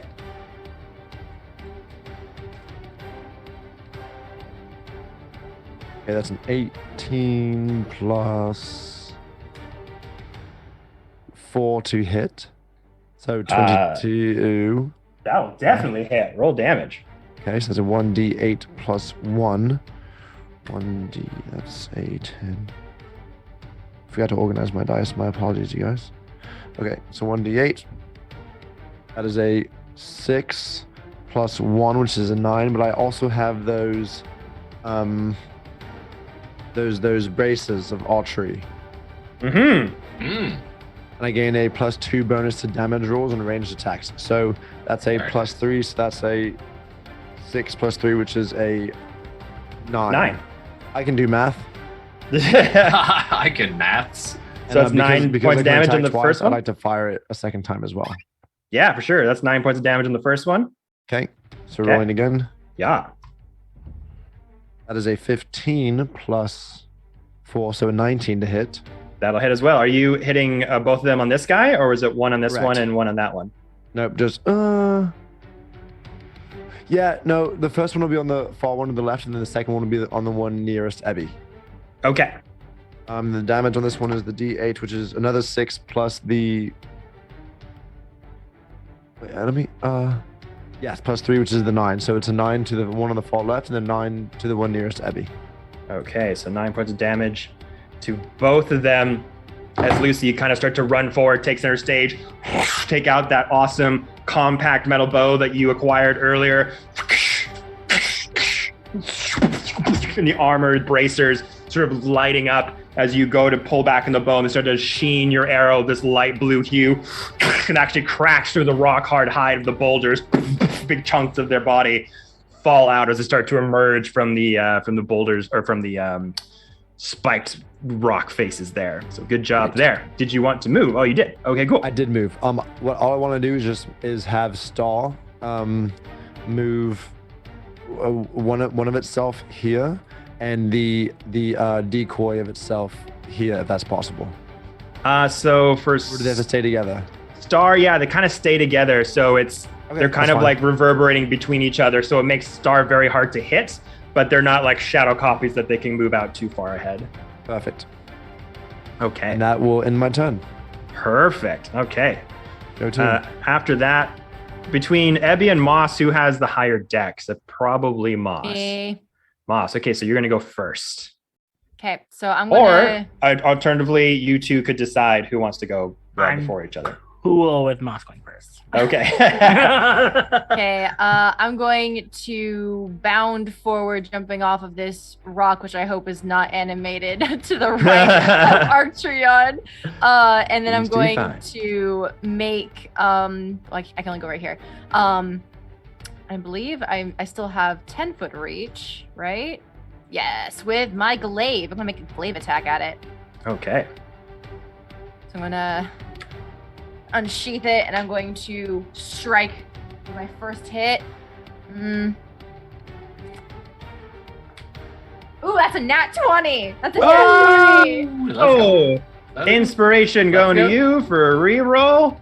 Woohoo! Okay. So then, with that hit, I also want to use a key point to stunning strike. Am I able to? What with the was rock the hit? type? Altogether? Oh, I haven't done the damage yet. Oh no, how much was it to hit? You got a nat 20, but I was just curious. Oh, it would have been 22. Okay, yeah, you're good. Cool. Sorry, just like thinking about it. No, Okay. it's all good. Let's see. So Quincy, while you're gone, the boulder came out of the rock face, lifted its stubby rock arms, and animated 2 more boulders like it to come out of the rock faces. So I there's rolled 3 an of them now. 11 on initiative if that makes changes anything. I don't think so. Yes, it'll put you actually. it'll put you ahead of Arctreon. Okay. I got an 11. Okay, so that is 16 damage to Ooh. that rock, and then I'm going to use a key point to try and stun it. Okay. It'll be a DC 13. Okay, DC 13. What kind of check Con was it? save. Con, okay. Do. So I think like how it'll look cinematically is that I come up and I unsheath my glaive and I take a strong stance and I like shove it like in its like throat so it stops moving, and then I'm gonna try and punch its throat to like strike it. It got a 13. Or no. Ah, dang it, so 14. Okay, so it saves. So I miss, and I'm going to then take my second attack, taking my glaive from underneath it and trying to stab it again. Okay, go for it. Second attack. Let's go. Ah, no, I can't make that up. It's another nat 20. Back Oh, to back. Let's I'll go. take a Let's picture. go. If you need to. Do it. You gotta take a picture of that. somewhere. Yeah, you get know. to give the other inspiration somewhere else now. Congrats. Oh, That's the second time you guys, or it's the only second time we've done double nat 20. I'm gonna give it to Ebby since he's next. All right. So you get a free Okay. reroll there, Ebby. Yay. Yeah. Okay. So then let me roll. Oh, I don't want to roll my damage and lose that because I want the proof. Just a second. Yeah. Sorry, everyone. It's okay. That needs to be framed. Yeah, Stories. don't bother passing any of those to me because until my next log rest, I have advantage on attacks and contested strength. So just give it to everybody else. Great. Awesome. Okay. So another 2d10. Oh crap. Let's see. Yes. Okay. And I also used a key point, so I gotta mark that. Okay. Let's see. So glaive. Okay. +2. So each d10 +2, right? Yes. Okay. So the +2, the mod to the damage, you don't double that. You roll Just the double the the dice, add that up, then +2. Okay. So then math difficult. 21 damage. Slapping fools. Holy. So then I like turn back around after like missing it with my stunning strike and try to pin it like one of its feet to keep it from moving. Okay, so yeah, as Lucifer gets at point, 2 big chunks of rock fly off of these Galebs, these animated boulder rock creatures, and Moss, you just pounce off one sort of rocky cliff, bullet, like just rocket yourself towards one close to you, focusing on the chunk of rock that's been taken out by the arrow slit. You pull out the glaive and just, instead of just doing like a lot of like flurry of blows, like a lot of like little hits, you're just getting more honed in onto these powerful strikes, and you go crack and just hit it with one giant strike, and you just see like this spider web of crack go into the rock's body. Try to go in for a stunning strike right in the neck. This big, round, bulbous looking rock creature. Hard to see where it next begins and ends because its head's kind of embedded into its boulder form. But you go in for a strike and just moves out of the way. Damn it. Turn around, get it again right in that foot. Huge chunks of rock are falling off of this very round, rotund creature, and it's looking rough. You see these big thunderous cracks go through its rock body. You fucked it up. Okay, cool. Yay! That's my turn because I did. Good turn. Ooh, wait, do I do alright. a bonus action? No. Well, am I able to do a bonus action unarmed You tell strike? me. If your weapon is two-handed, I don't believe you can. Okay. If you're using a glaive. Okay, then no. All right. Good. All right, Abby, you are up. So Abby sees that everyone just immediately started attacking these beasts that just appeared in front of him. His mind is still really set on trying to get to this goat because he knows how it's in pain. Seeing that the one close to me is the one that Moss just like destroyed, right? Yeah. Okay. So seeing this one just immediately getting crumbled into pieces, he's like, "What? Why are you guys attacking us? I'm just trying to heal save it. the goat." Don't you dare heal it. Don't heal it. Mm-mm. I have to roll for that. So Don't you dare. Yeah, he says it to the beast. Did you want to do a nature check to maybe Yes, figure out immediately. why it's angry? Sure. Yes. Do a nature check. 17. 17. So, looking at these creatures, they seem to be a bit different from some of the creatures you've fought in the past. They almost seem to be representations of the very environment that you're walking through. Like the rocks and the stones themselves came to life, almost like a visceral reaction to the interaction that you had with the wildlife. Almost like the Feywild itself is reacting to the negative interaction that happened with the goat and the hurting of it. Right. So Abby looks around, and can he see a difference between the textures of the... I can't remember their names. The creatures, you just call them animated stones if you want, but they're the Galebs. Galebs. Galeb. So does Abby looks at the ground, looks at the Galeb, and can he tell that there's a difference between them? Like, do they look identical? Like, am I walking on it? Are you walking on it? Like, are they identical to the ground you're walking on? Yeah, because it wasn't until I walked close did they start moving. So maybe we just got into the thing. Could it hear me talking to it? Did we step on one of their babies? That's what I'm worried about. Hard to say. I mean, when you're dealing with these strange reactions that you've had with the Feywild up to this point, you've been privy to like walking through grasslands and flowers and seeing the very colorations change when death was apparent or when life or celebration happens.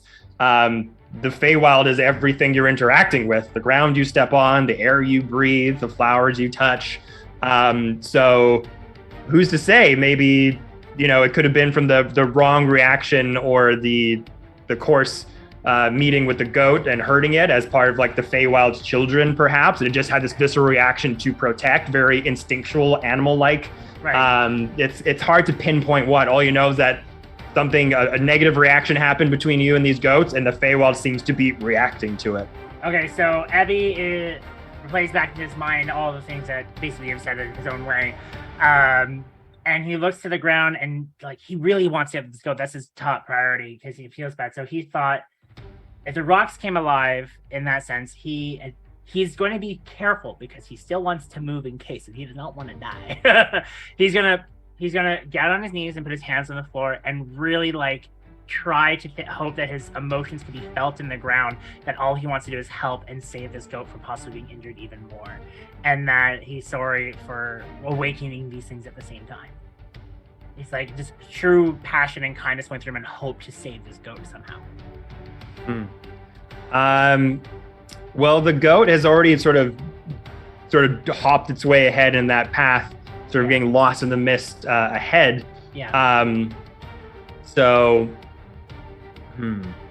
I'll say, I guess roll a persuasion check. Okay.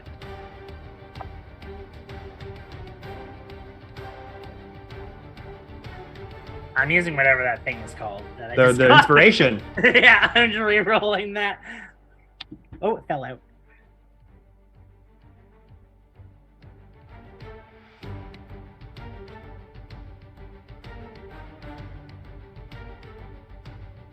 Ten.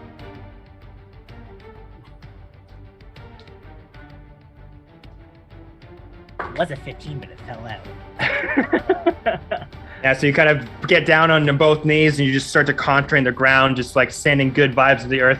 Please, we want to help these goats. We don't mean you any harm, but the rage of the Feywild is a bit too strong at this point. It's just blind anger, and those boulders are still coming for you.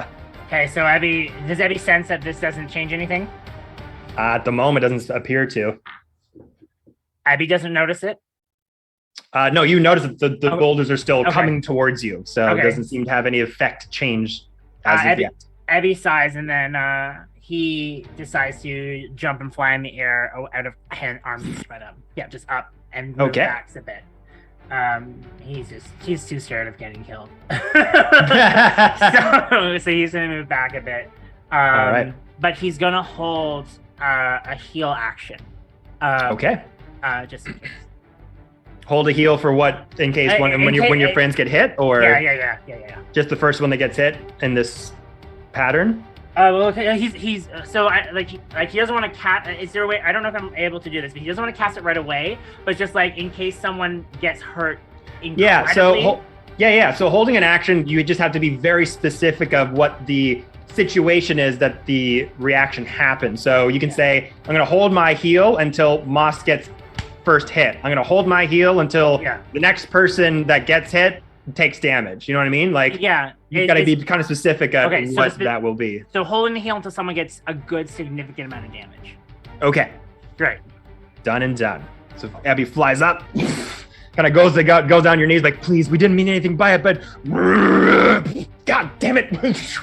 Fly up into the air, just sort of frustrated. He also then communicates to his team what he just did, so that they know that he feels that the environment is attacking us for my aggression of running forward. And the goat. Yeah. I just think it's some angry mountain. I don't think we did anything. All right. Okay, so the Galebs are going to go now. Let's see. One of them is pissed at me. The Galeb that's cracked body and big chunks of it out start to put itself in a boulder fashion and rockets itself over to Lucy. Please.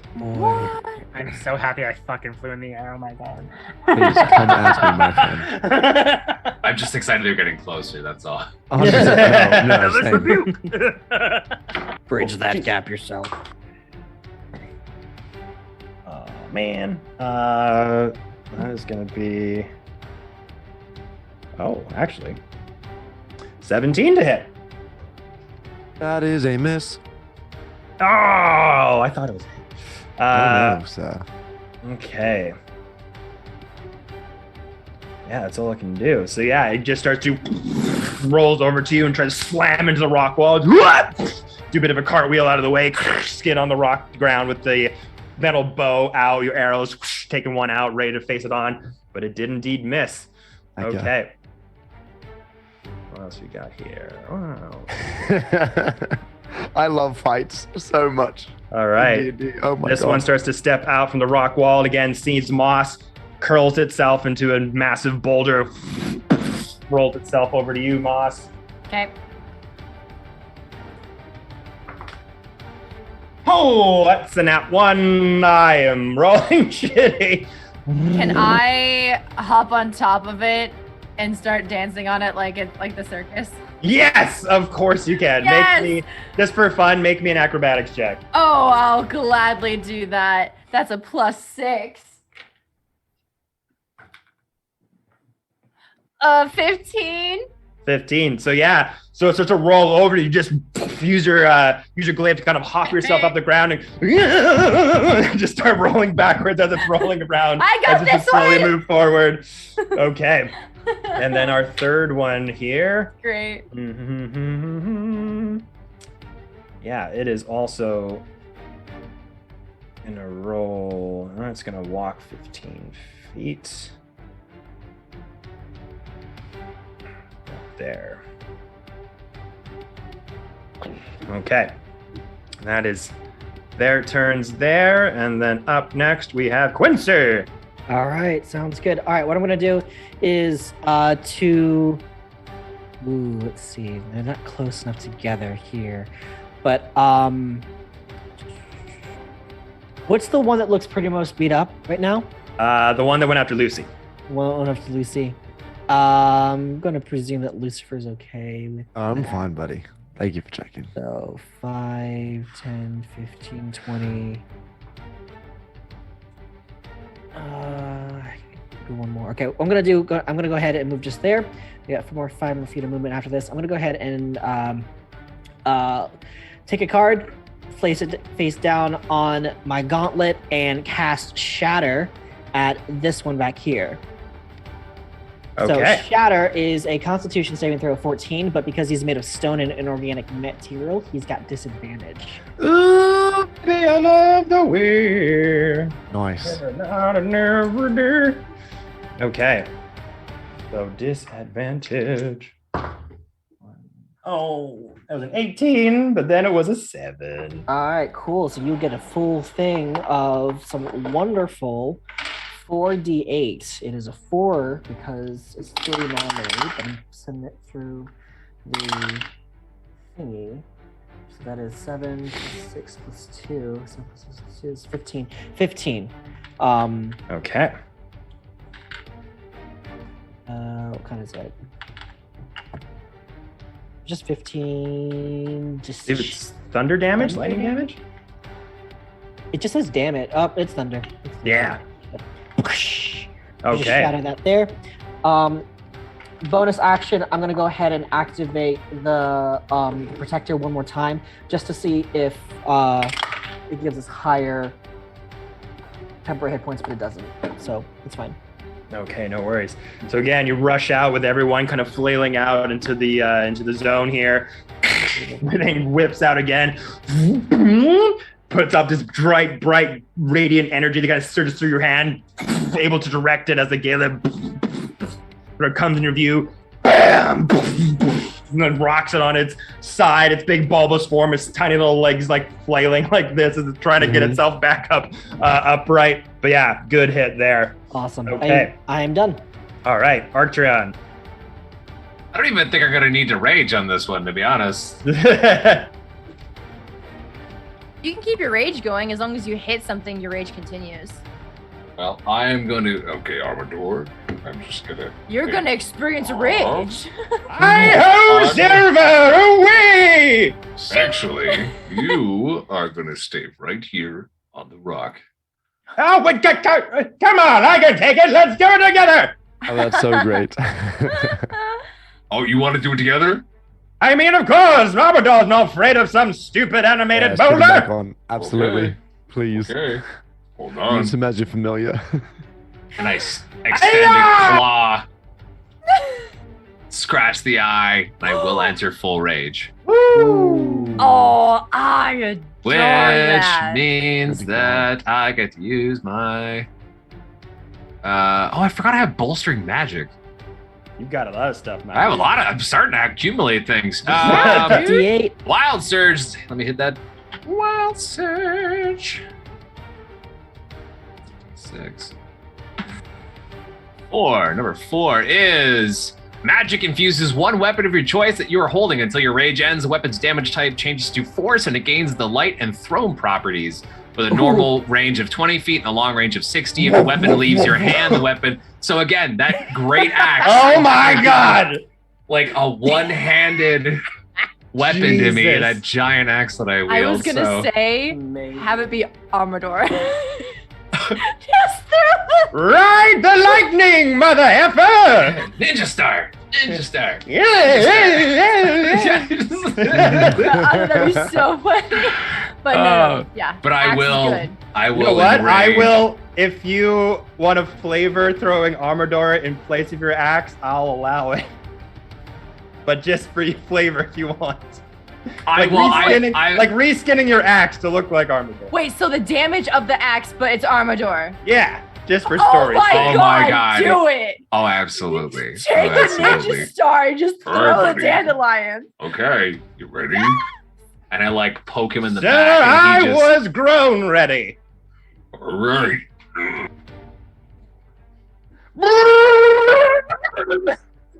I will throw him at the. Actually, I'm going to be moving up a little bit closer, but I will throw him at the one that's right here in front of Okay. Mox and myself.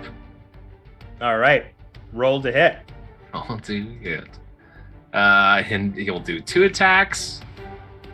So this is with so with the axe, you would throw it, roll to hit, then grab it back. Yeah, and then basically like throw it again because I have 2 attacks. Yeah. Okay. So I'll do that.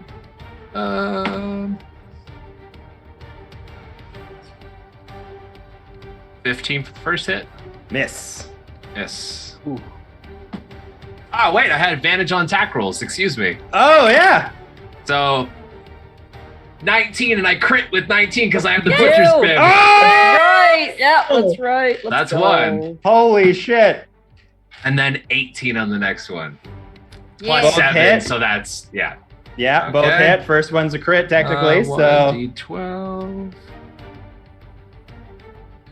So the first one is 11 plus 6, 17 for the first damage. You including your rage in that? That is, yeah, I did include the rage, but that is my crit hit. So that's Okay. Doublade, right? Oh wait, so no, it'd be 11, 22, 27. Excuse me, 27 for the first hit then, because I'll add on everything afterwards. okay. That's the first hit. 27 for the first hit, and good. That was a full 12 on that one, so that is another 18. It's 18.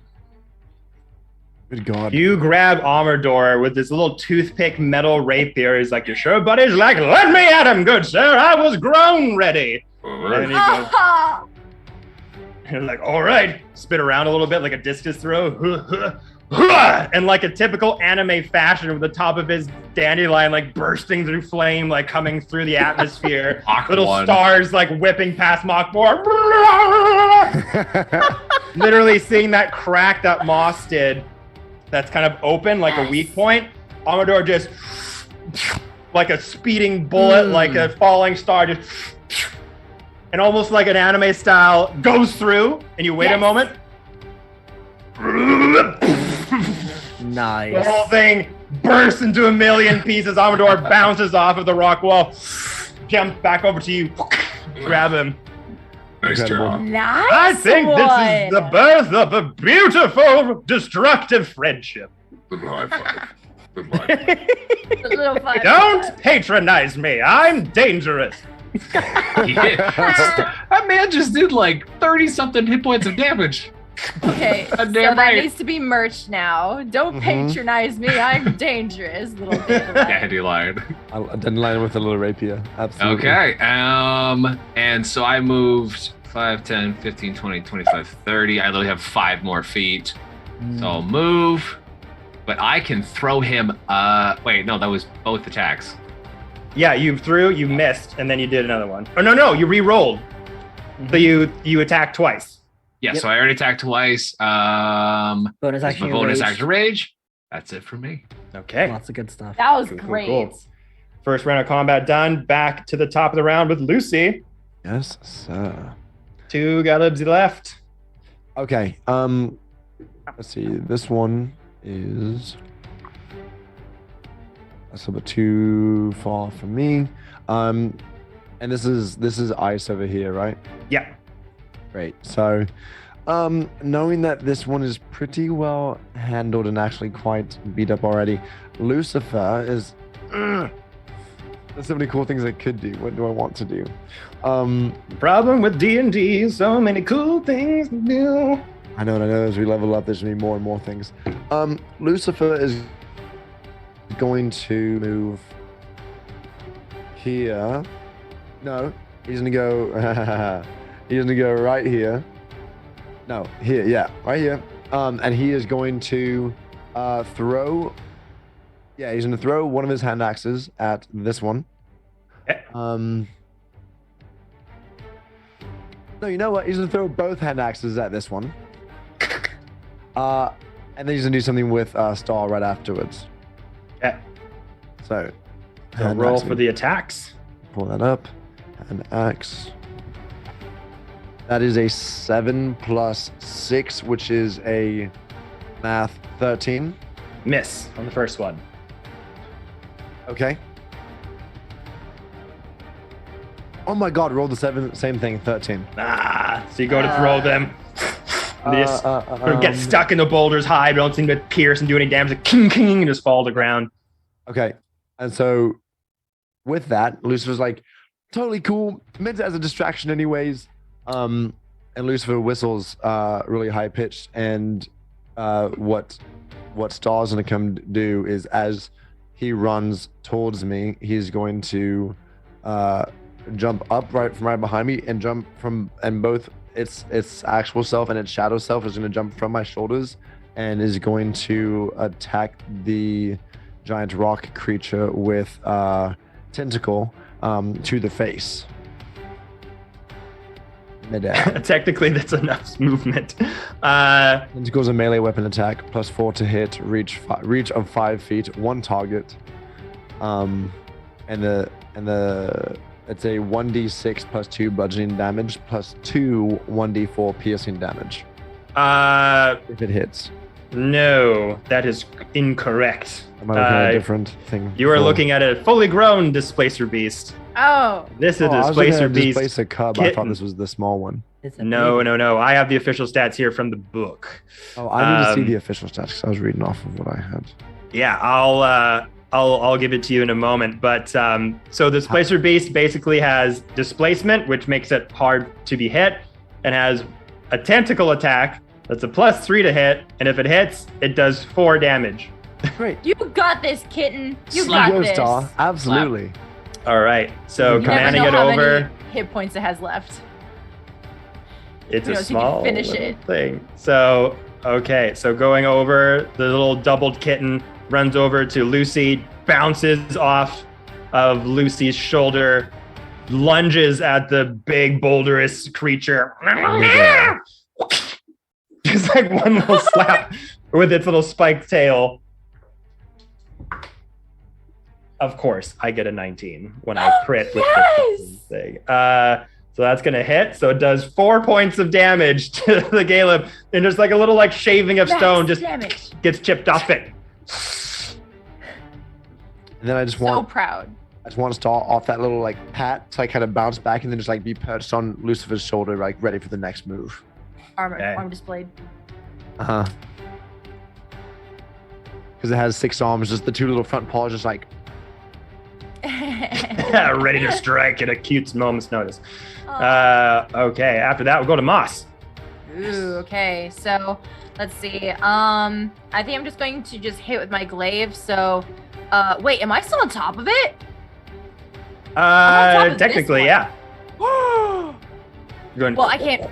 Yeah, I'm just gonna do like a whirl and then glaive attack to like the what I hope is like the neck or kind of spine. So hopefully that hits. I'm sorry, I was a little bit lost. I thought I decimated this one. No, you decimated a different one that was the over one here. that was nearest to me. There's 3 of them. Oh, 'Cause okay. Sorry. The one that was the most hurt was this one attacking Lucy, and you were like, "Kill it!" Right. Oh, sorry. The first one is an 11 to hit. My All right. glaive tips and just like. King. Yeah. Yep. Okay. That's a miss there. Try again. Because 17 on the die plus 2, 19. That one will hit. Roll damage. Okay. And then I'm going to use a key point to also make it a death strike. So I'm gonna add my martial arts die to that. Cool. Ooh. Okay. 16 plus 5, 21 damage. Oh my god. I max damage on both of them. I got 10-6. 24. Okay. So yeah, the rest of you see Moss kind of juggling on top of this boulder as Lucy's 21. going over and 21 damage. 21. Okay. The rest of you see Moss sort of dancing on top of this boulder, trying to hit it with the glaive. Kind of wings off, puts it back on their shoulder sling, and then just concentrates for a while as Lucy's kind of distracted and just pinpoints it. Bam! Just a huge strike. More cracks have to go down from the top of the Caleb. Rocks back and forth. The crack's gonna go down the sides of its face. huge hit once again. Okay. I don't have a bonus action because I'm using a two-handed weapon, so I'll just stay there. Okay. Good, Are good, you- good. Are you on it? Yes, I'm on it, and I technically have like my glaive pinned in it. Should I move? I haven't used my movement. Am I allowed to say that? You can like talk to each other communicate mid-combat, like Okay, it's like be like, move, I'm gonna do something. But also, there's one that hasn't been touched yet. No, so if you're gonna do something like, that's what I I was was, just I was thinking. gonna say, Moss, do you want to flank the far one from the right side through those little rocks? If you have enough movement for that. moving away from it, I will have an opportunity attack. I believe. Well, if So you stay close to it, you won't. Yeah, so you can move around creatures, like if you Okay. keep within 5 feet of them. It's just when you move more than 5 feet away from them. okay, so then You I like think. circle around. Okay, so then flavored, I'm going to hike up onto my glaive and pounce off, dislodging myself, and I'm going to land here. Is that where you want to be, Lucifer? Yeah. That way Cool. we can start to focus on the far one. Great. Okay. This nearby one is pretty Now- close to done. I'm off of the rock creature. Okay. Cool. What you gonna do, Heather? What you gonna do? How tall is the thing? They're pretty large. They're like, but they're short and round and bulbous. So like a juggernaut. Is their body more than 5 feet? Yeah. Okay, so. Okay. Okay, I just had to figure that out. So first, Abby's gonna do a perception check on the corpse of the one below him. Just he wants to see if there's any resemblance of life inside of it. It would explode into a bunch of rock pieces and just stop being sentient. They all just drop to the ground. Okay, so there's no like type organs or some things like that inside. No, you get the sense that this is just like the Feywild come to life. So it's just like parts of these rock faces just got awakened into an development of emotional reaction. And then once they're gone, they're just back to being sentient or devoid of life things. Okay, so Abby still is blaming himself for these things coming to life. But he doesn't want to let these things stop anything. So he's going to aim. Yeah, so it's not like you're killing them. You're more just putting them back into their natural state, if that makes any sense. That does. Yeah, from dust to dust. Yeah. So Abby, he's looking at the one thing and thinks these guys got it. So he looks at the other one, and even though it's still conflicting him, he is going to cast Ice Knife at the one in the distance. Ooh, over here. Okay. Yeah, so that one is a dex save of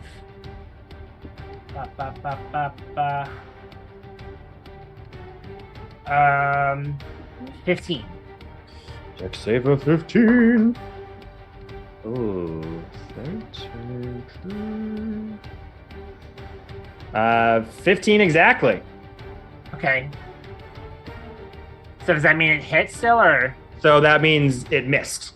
It missed. Okay, so so you still take original damage. It says plus 7. Okay, on my thing it says plus 7. Would that be counted into the 15 already?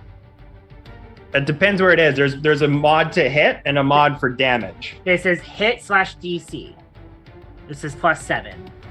So it'd be plus 7 to hit. Okay, so then technically you have to roll a 22.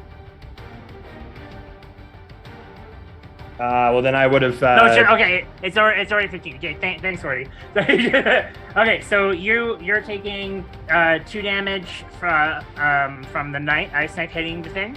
Okay. And then it doesn't say what happens if you hit the dex save, so I'm assuming that nothing happens. You don't get any shatter effect.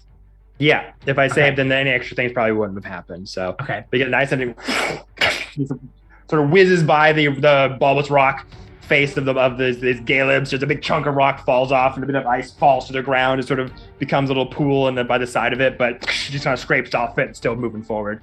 Okay, and then it's my turn. Yeah. Okay. And after that, we come to the Gaelids. One here surrounded by a whole bunch of people. Mm-hmm. You know what? I want Lucy, Star, Moss, and Arctran to all pick a number between 1 and 4. 4. 2. 3. And what about Star? Star gets 1. 1. You won, right. Sorry, I don't know. Like everything was, what's the number left over? Who got 2? Arctron, the big boulder monster, goes on for a slam on you. Hit me. I dare you.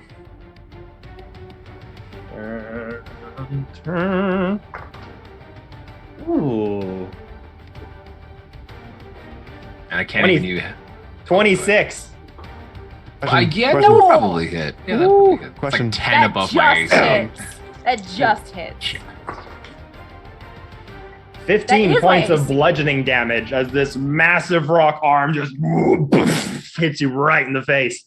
Dice. Halved. Can Lucifer cast silvery barbs to make him roll again? Oh, yeah, if you got that reaction. Absolutely. Oh, shit. Using it for the first time. Frick, yeah. Well done. Season goes to him. Want to call it 9 points of 9 points? It was more. Oh, Damn it. no. So sorry, Arctron.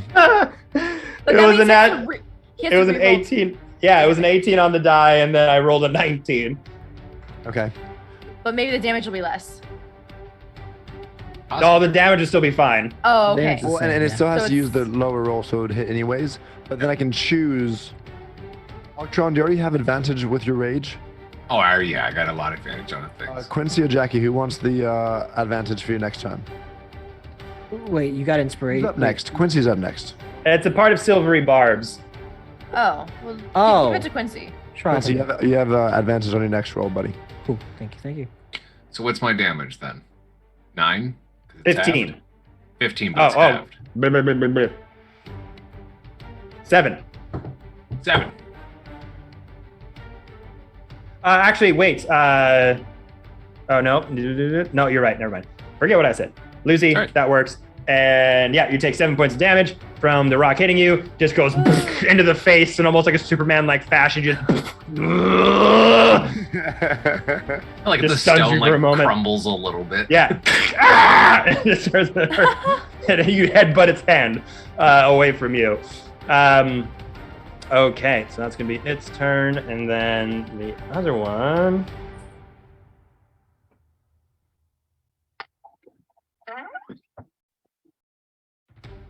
Just going to use its rolling feature again to go up into a ball and roll itself over at Lucy.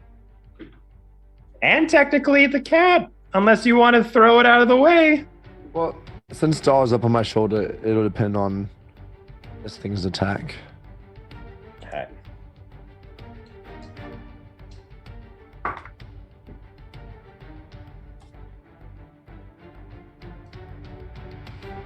Let's see. That's a 20, dirty 20 to hit. Okay. That hits. And do you want to push Star out of the way? Yeah, so I'm gonna have. I'm gonna move. move. I'm gonna have Star leap towards this area here. Okay. If that's okay.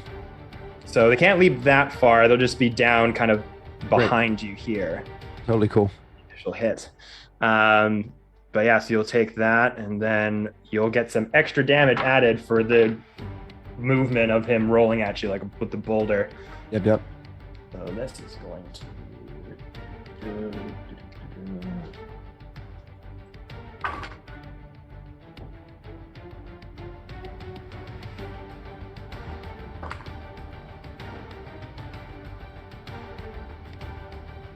22 points of bludgeoning damage as the Gaelic rolls down from underneath you. You're like, Star, get away! And just bam, smacks you down, skid onto the rock floor. Lucifer uses Hellish Rebuke. Oh! Let's do it. Think if you're gonna touch me and not get burned? I don't think so. Shoot. Okay. So you rolled to hit with that too, or does that just happen? Hellish Rebuke. And it's at a spell slot of second level or higher, so it is at a second level. The damage increases by 1d10 for each slot above level first, so it's at 2d10. So it takes 2d10 fire damage on a fail saved, or half as much damage on a successful one plus the 1d10. So you're gonna roll a dex save? You need a dex save of 15. Well, that's a natural one, so that sucks. Roll the damage. Immaculate. This is a 2d10. Let me use my d10. I'm hurting myself as I'm hurting you guys. What the F? That's amazing. So punch the head. Roll into it. So one of the d10s is an 8. Ooh. One of the d10s is a 2, so that's 10 altogether, and a 5, so that's 15 fire damage. Woo. Okay, so yeah, as the boulder sort of rolls into, like, Star, get out of the way! Put it behind, throw Star behind you, get out your hands, and they light with fire. You kind of hold the boulder in place, smacks against your hands, your forearms almost crack a little bit, but you hang on steady as you sort of burn flames into the rock face and push it back. Still taking that initial impact, but dealing it back right at the thing. Standing toe to toe with it currently. Did you say it was 22 points of damage on me? Yes. Okay, thank you. And then that'll be their turn. And then Quincy, you're up. Arcturion after. Fantastic. All right, I'm going to look at the...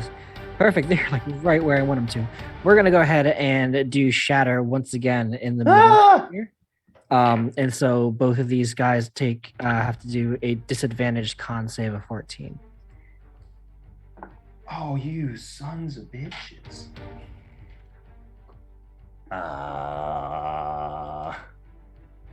Dex saves. That's an 11. Save.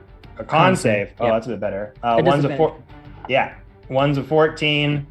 One is a 12. Okay. So one fails, one will succeed. And so one takes half, which is 4. So 6 plus 4 plus 5. 15. Another 15 points of thunder damage. Let's see. Let's go ahead and do... The failed one takes half? Yep. Failed one takes half. Okay. 15, 20, 25. I'm going to go ahead and bonus action and just put out another pulse of protector energy just to see if anything helps. Okay. So if you lost any health, though, you get 9 temporary hit points again. Moss, you're too far from me, but everyone else can get 9 temporary hit points if you lost any. If you have temporary hit points already, you can replace it with this 9. Ooh, thank you. So they don't. So just to be aware, they don't stack. So they don't. So your cap is 10. So if you're down to like 5 HP, you don't add 9. You just go back up to 9. If that makes sense. Right. So I just lost my 9. So you get another 9 11. So you get another 9 temporary hit points to add to that. Great. To where you are currently. That's a little buffer zone. Mm-hmm. All right. So once again, Quincy with his new apparatus. Another protector spell, another shatter spell. The two boulders sort of next to each other, just gonna force them into each other from an explosion. More cracks, more shards of rock flying everywhere. Just looking at your new gauntlet mechanical thing, like, this thing's all right. Boom. All right, I'm done. Cool. All right, Arcturion.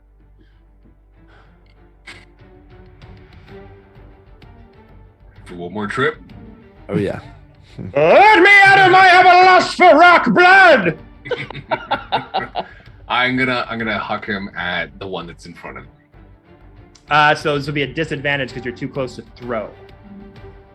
This one is a bit more of a range. Then I will hit that one. No problem. But I will hit it with 2 attacks then. So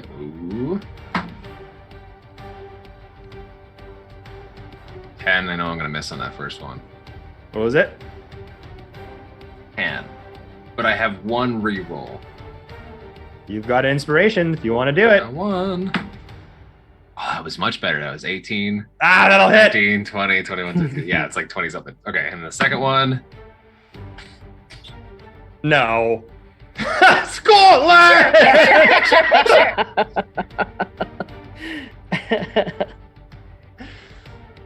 The nat 20. Look, the nat 20s are flowing today. Go. Holy Make sure to mark that in your book jeez. that you can give an inspiration or keep that one, I guess.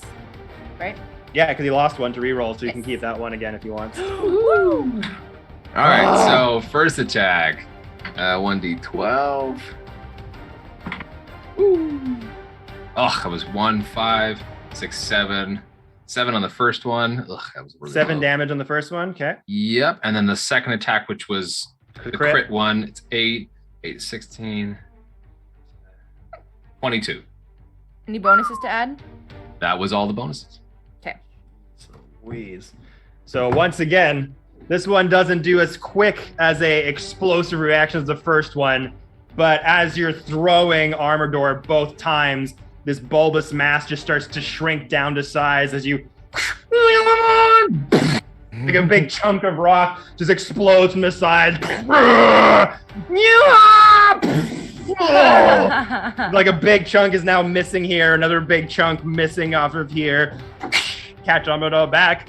My God, furry friend, we could rule this town. I think we should take over this. I'm just kidding. I get a bit more of adrenaline when I explode rock creatures. No, I'm with you. I'm with you. And I think these creatures are not using weapons, right? Or with their fists. They're just hitting with their fists and their bulbous bodies. Okay, so I can't cast it anyways because I'm in rage.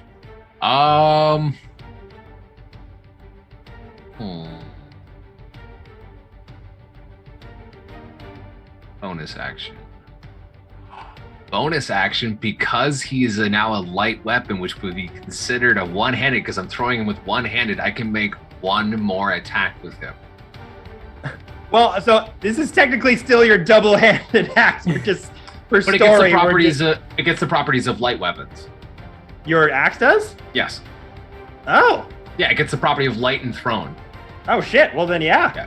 Yeah. One more toss.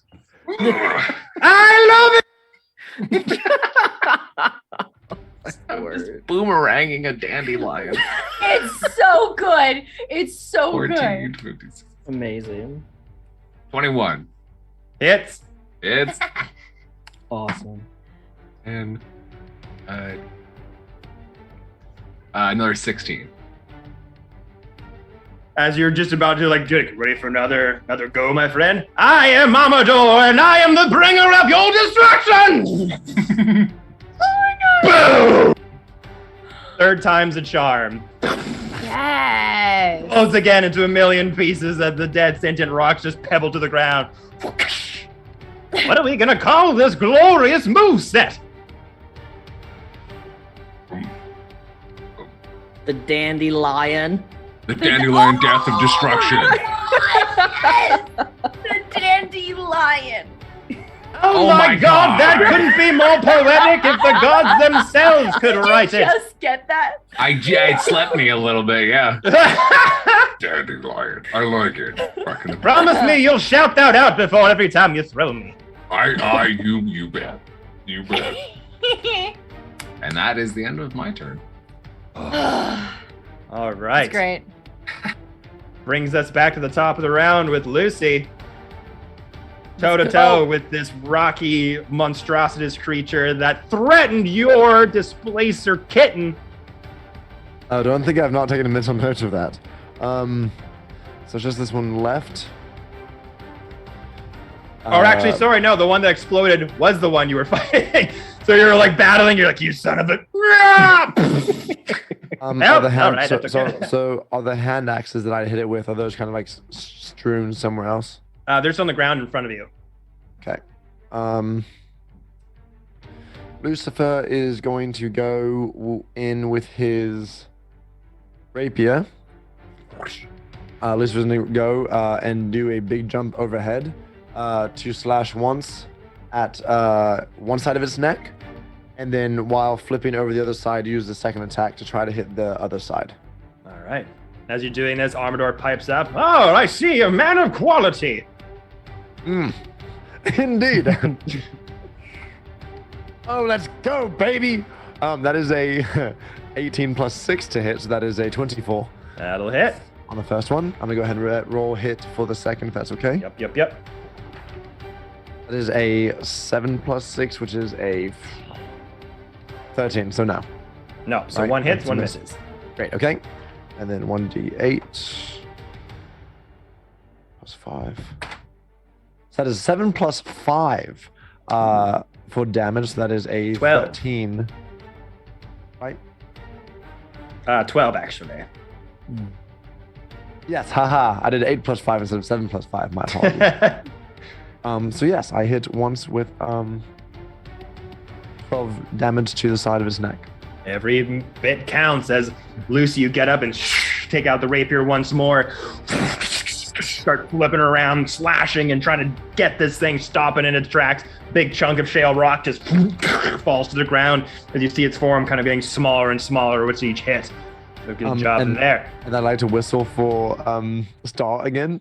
How short are this thing's legs? Pretty stubby. They're like, yay big.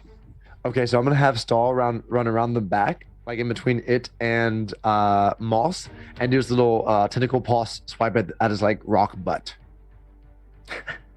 All right, gonna go over. There's this little tiny kitten just starts to barely making a chip into the bulbous leg. And I do have an inspiration if it Star misses? needs it. Missed by 1. You want me to re-roll? Yes. It hits! Oh my god. Finish him off. 4 points of Finish damage. him. Do it. Max damage. Let's go, Star. That actually... Let's yeah, go, so Star. you start to take this, you start to slash at the Galeb from the top down. Part of its arm appendages is like starting to fall off. Its body starting to get smaller and smaller from all the giant chunks that are taken out of it. Its legs start to like wobble a little bit, and you're just like, Star, get him! A swipe at the leg, it falls down onto its face, starts to try to get itself back up as it swipes out the rock. That's great. And that ends our turn. All right, Moss, you're up. Okay, I'm just gonna hit with my glaive again because that's all I can do right now. So I'll make an attack. Come on, let's go. Nope, that's a 14 to hit the first time. Yeah, I'll miss. That's cucked. That's on the side. It's not gonna count. If it was, it looked like a 20. Just gonna say. Woo. No, that's a 5. I'm missing. I'm missing now. So as you're on top of this thing, about to strike with your glaive, with Star doing that swipe and kind of ruins your balance as the whole Galeb kind of falls forward. You're like, son of a... I'm trying not to step on the kitten. That's I'm correct, trying not yeah. to step on the kitten. I'm No, you're too agile for that. You kind of slip off the Galeb for a minute, but you boink, fall back on your feet. Yeah, I miss. I don't think I have a bonus action with my. I mean, I believe you have. I flurry of blows. can. Yeah, I'll use a key point and I'll do a flurry of blows. All right, so putting the glaive on your side. Yep. So, shoot that. Nope. Bare first knuckles doesn't to hit. stone. 17 plus 6, so that hits. That will hit. Okay. So one of them hits. Come on. Oop, nope. Okay, that will be 5 damage. So close. Oh my god. So close. So again, you kind of try to almost get it with your glaive. The Star swiping at the leg, the monster falls forward. Kind of do a backflip, handspring, go back on your legs. Good job, buddy. Boom! Huge chunk of its rock body falls off from its other arm. You hit it, falls into a million pebbles on the ground. Still just barely standing. Out of frustration, can I say that I went for its pebbles in between its legs?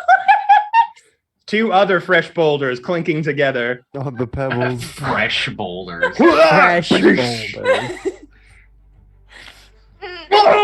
It rolls down the hill back the way you came. Yes, I did, Jordy. I rolled twice for my flurry of blows because it's a bonus action. Yep. Yeah, one missed. I appreciate it. I do. One was an 8, all right. and then the other one was a 17. So, All right, that's your go there. Moving on to Abby. Cool. I forgot I was muted. Finish him. Finish him. Come on, Looking on their last legs. No pun intended. Nice. Abby is gonna summon an infestation upon the rock. Oh. Good God. Oh God. What do I have to do for that? You need to give me a con save.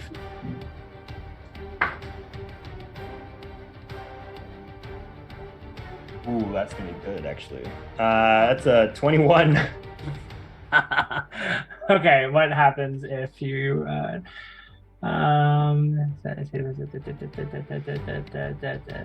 The boulders are hearty fellows. I'm not sure what happens because it doesn't say if the con save fails. What happens if it fails? Read it out. What does it say? You cause the clouds of mites and fleas and other parasites to appear momentarily on one creature you see within range. The target must succeed on a Constitution saving throw. Oh, or it takes the damage. So I guess it doesn't take the damage. So you just summon bugs and it just stares It- at you. it's like, "Ah!" Good job, Evie. I'm trying. Yeah. So if it succeeds, nothing seems to happen. So you're just like, I got this. And a bunch of flies and insects start to erupt from the ground. Worms and beetles and ants. They start crawling up the boulder and just kind of covering its face. And you all just kind of stare at the boulder as it just.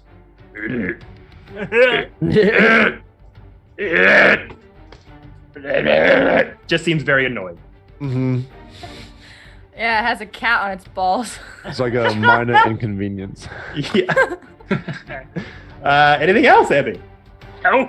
Okay. I can't do anything else. And then, then we come to the Caleb. Unless you want me to heal it, but you know. No. No. Again, I will get Arcturion, Moss, Lucy to give me a number from 1 to 4. 4. I'll choose 1. If it ain't broke, don't fix it. 3 or 2, Gives- Arcturion? 2. So Star gets to 3. 4. That's That's me. Lucy. So that's going to Lucy for a Bring it on. slam attack. Yeah. Bring it on. Why can't I ever crit? I just want to know. Oh. You just stopped me in my tracks last round. So. That's true. 14. Misses. Was one free hand as a new arm sprouting from its bulbous rock body. Mrs. Wildly just sidestep out of the way. Nothing happens. And then Quincy. I will go ahead and Eldritch Blast it. Yeah. 1. That's one. I don't have. Oh, wait. No, I don't. The one from Lucifer doesn't go past second turns because I didn't use it yet, but I don't still have it, do I? From the silvery barbs. You would get advantage on your next Do I attack. still- Okay. Yeah. Okay. Well, that's not great. 13. That'll miss. Okay, second one. I'm gonna hide that one. It's a natural 20. Hey, Let's go. everyone! Yay! You get a natural 20. You get a natural 20. 2d10. That's for this one hit, and then because it's focused through the arcane focus, it's d8, so it's doubled as d8. So 2d8 plus 2d10. 6, 5, and 3, so 12 plus 8, 20. Woo! 1d4 damage. Woo! Yeah. Quincy, how do you want to do this? I'm gonna go ahead and look at this thing. Everyone's pounding on it. The little stars kind of getting the family jewels by the gonads. And I'll go ahead. I got him.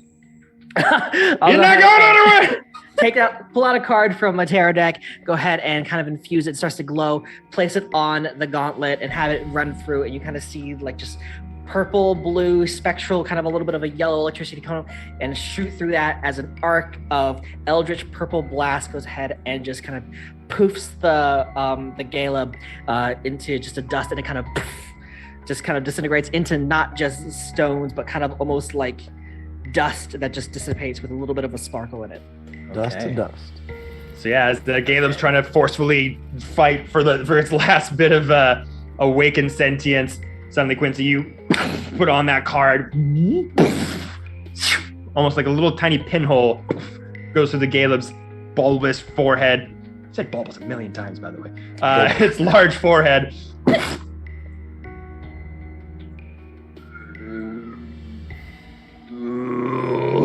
And as it falls, just turns into a fine, powdery dust that just starts to evaporate on impact. Are we done? Well, that was fun. All right. Lucifer, overjoyed with like this first successful battle with Star, just like 100% drops to his knees and goes, "Come here, Star!" And just starts to feed it like little meats from his pack. All right, now where do we go? Abby still is with in mind that he awakened the rocks through them as the motions are going through. So he comes to the ground, and on some of the exploded rocks from the first killed thing, he picks up a handful of it and puts into one of his empty jars. And he will be very hyper focused on that. He has a plan. Okay. Yeah. Well, where to next, Amador?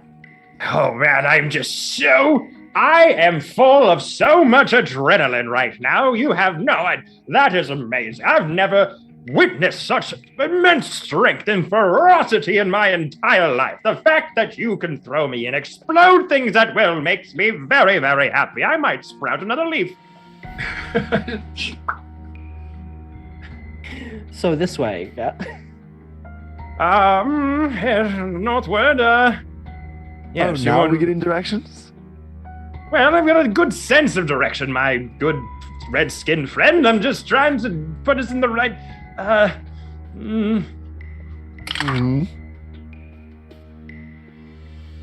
got a natural 20 again, helping you guys. Yes! Oh, wait! I have a wand. I want to use it. Inventory.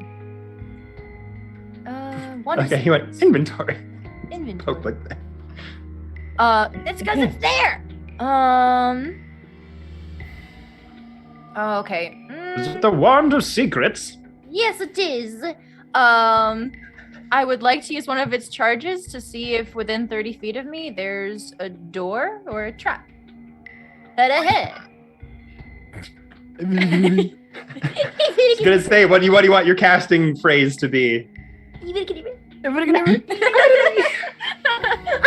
just whisper some random like mumbo jumbo, hoping it works, and it works. Yeah, like literally just. All right, so you do that little swish and flick, and wait a moment. Sort of pulse goes through the tip of the wand.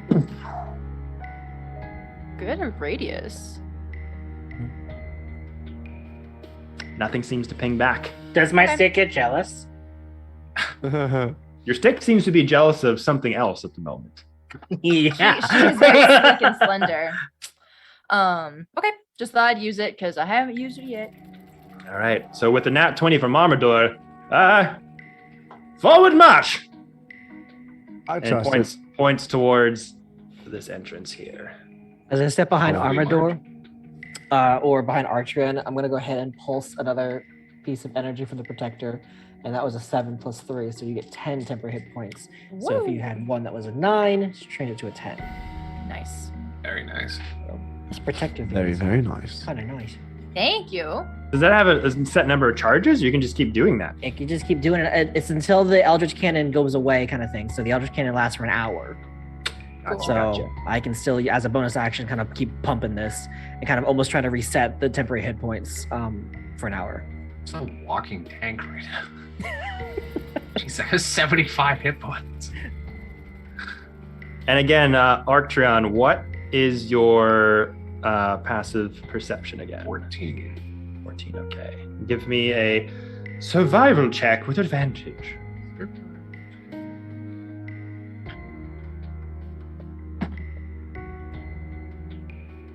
Well, unless I get a 20, but I got 19, 23. Real efficiency giggles? No. 23. Okay, so we'll move the party coming from entering this entrance back over here. Yeah. And I am sneakishly doing it. Sneakishly. You gonna do some sneaky? Yeah, I don't think I'm gonna go kicking down doors right now. Okay. Not yet. Yeah. All right, so roll stealth, or do you all want to Oh my roll God, stealth? we're back again. I'll roll I want to stealth. roll stealth. I want to roll stealth. Okay, so I have a disadvantage on stealth, but So an do I. advantage because of We're all been trying to be Armor, very right? quiet. but it'll be a flat roll for me. I can roll it. I got a 24. Y'all don't see me. I got a 12. 12. I got Oh, wait, I gotta roll a disadvantage. Wait. So it's Ah. 5. And Abby rolled 12. a 17. Oh, sorry, 6. I got 6. So 6, 5, Very clunky. 12. 12, 17. And that was at disadvantage. 12, 17, and Moss? 24. sneaky bird. I imagine Abby just like uses just they don't enough see of the you air 'cause they draft to only make hear his us. feet, like, literally Abby's like, just like floating in it, like you don't actually walk. You're literally just air stepping. Yeah, you're just float. You are the quietest. You But there's no sound. just using the tips of his fingers, like. just enough to keep your bird talons just like. Exactly, like moonwalking almost. I'm in my armor, like.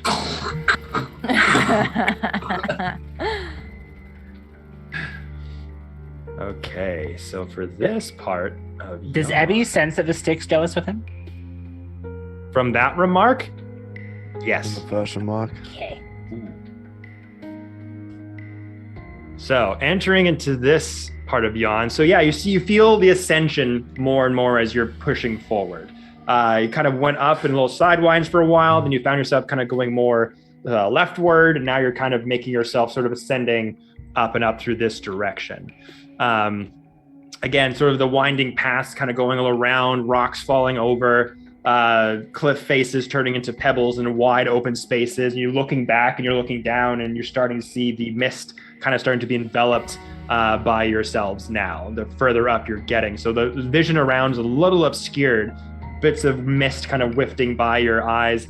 And Arctron, you're kind of staying the course, just telling everyone to hush down a little bit as you're going forward. And you can start to hear wagon wheels squeaking nearby.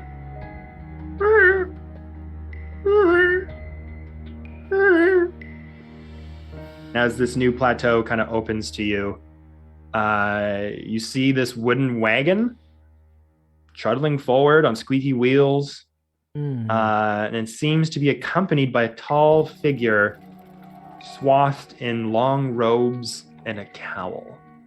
The wagon itself, make me a perception check. All of us? For Arctron being the first one kind of up there. Cool. At advantage because Armador's with me?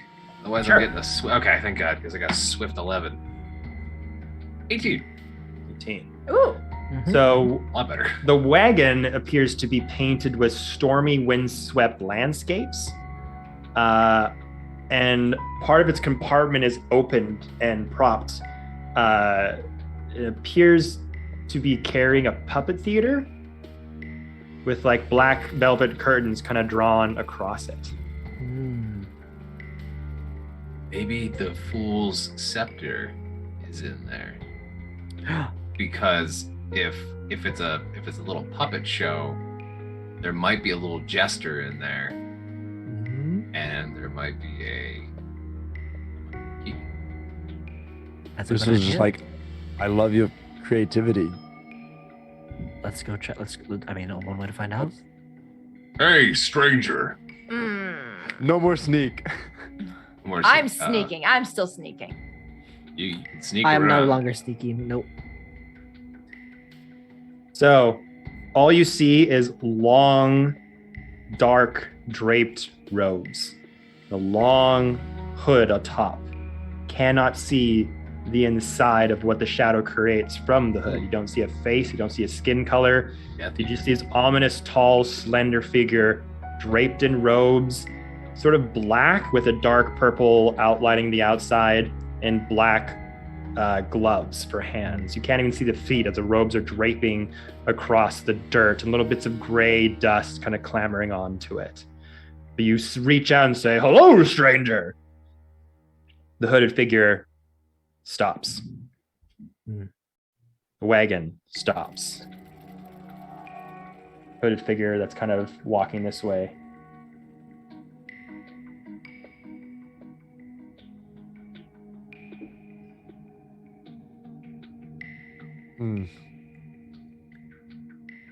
Huh? Is it? Are you gesturing towards your wares? He's a mime. I am going to walk towards I will follow about 5 will feet Lucifer. my behind. axes in hand. Maybe not in a striking, threatening position, but I'm definitely ready to use it. You just I- play like Yep. the air guitar with it? I will cast, just as a light, I will cast.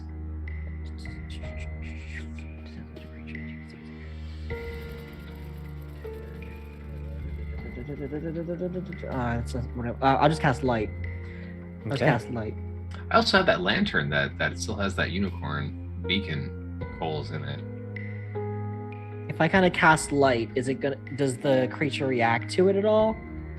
Because I kind of just like turn the light on. So you cast light and you're kind of directing it towards the hooded I'm not figure. directing it towards them. I'm kind of just like illuminating the area, but like be putting a light up. Yeah, so you're illuminating the area. It's a bit darker the more you get up, which is a weird thing.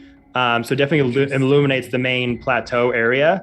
But as soon as the light shines onto the hooded figure, they're just stuck like this and they're not Okay. moving. Interesting. You just see the more fine fibers of the velvet robe and the materials that it was made, but it just stays like this, gesturing towards the black velvet curtains of the puppet theater. I'm not that close to the cart, but I am probably about viewing distance away, I should say. And Out I'm there? watching whatever the cart is going to be doing. Yeah, I would say everyone move your characters to where you'd like them to be for this interaction. Lucifer is going to be just like spread out, like at a good wide berth. Evie's gonna try and whisper to the people who are like, "Take off his hood. Just take off the hood." Or touching that. Abby, you're whispering to me. We're far away. Okay, they're not going to hear you. Okay. He's like making commentary that he hopes everybody hears.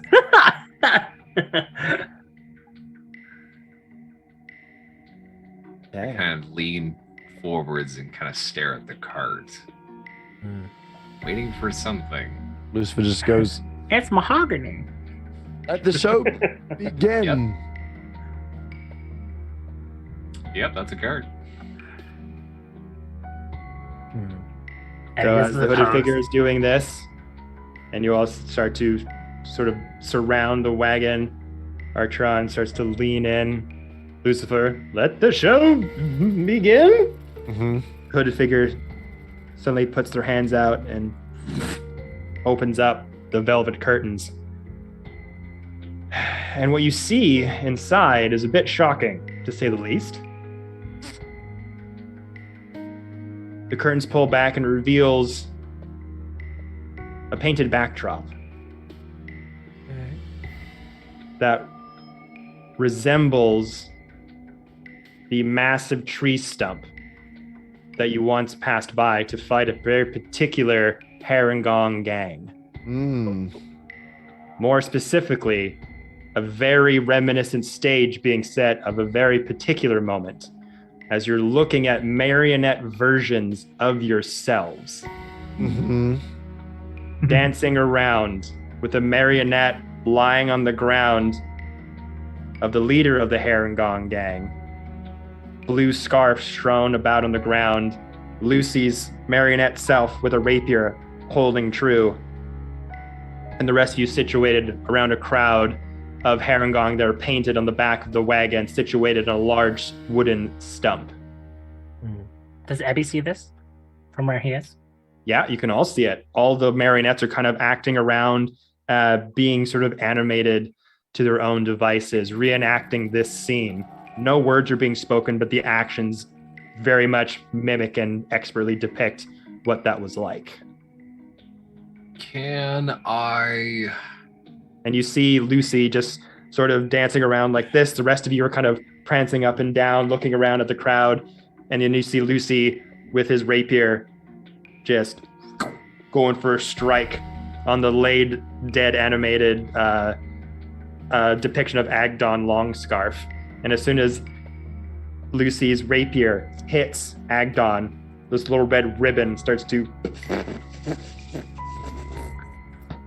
falls out of the wooden body. Lucifer, as he sees this, he just straightens up a little bit more, just a little bit more serious and solemn, remembering this. Ebby's not impressed. And the stump that the marionettes are on, this sort of lighter arbutus-hewn wood, suddenly from when that strike happens, and all the Harengon on the painting of the Harengon start to move away. And you're just seeing the sort of dead swampland of that area that you traveled through once before. And you see the color of the stump start to change from the orange arbutus color into a more darkened and gray dead wood sprouting out from Agdon all the way off to the sides.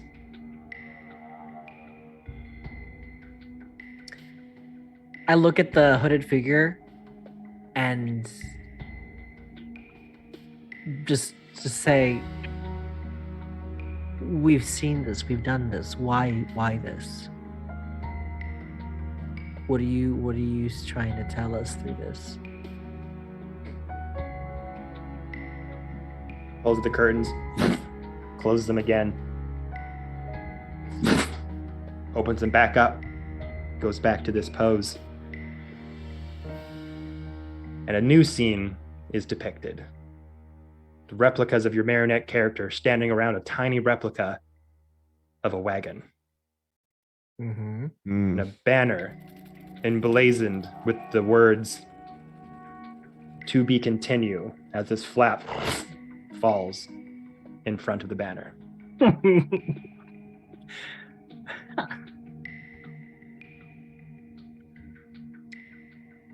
All right. Would you like us to pay? I'll go ahead and take. Do I have any money? Wait. What did the second goat say? The second goat said. It said, roll. play to her passions, stay on script, a cat, a horn, or a shadow ripped.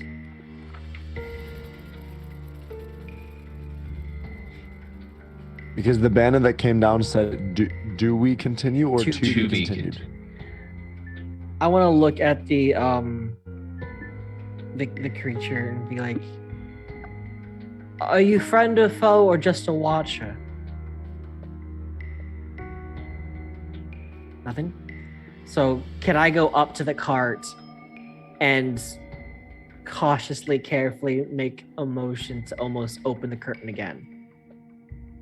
So right now it is open. It is with open? that scene. Did you want to close and open again? I want to close and open it again. Okay.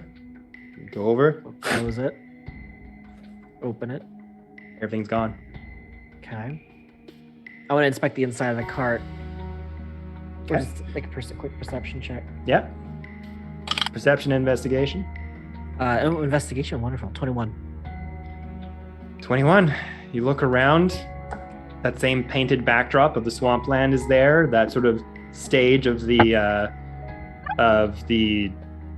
what once was the stump, now just the gravel and rockland, seems to be bare. Nothing inside. Okay. We are wasting our time with this. I agree. What are you trying to tell us? That he's watching. Nothing. It's just. I think at this point I come out from behind the boulder. I'm just like, I'm still back here though. Lucifer says, how does this show go on? Is it something that we must do? Otherwise, we don't have time for games. I don't know if we get more from him. Fantastic. I'll place a gold on the cart and just be like, I don't know what else to do here. Lucifer turns to Archeon. Does our dandelion friend? I never remember the name. Armador. Armador. Have you seen this character before? Do we move on? What do you suggest here? Let me try something. Put me down, muscly bound furry friend. Sorry.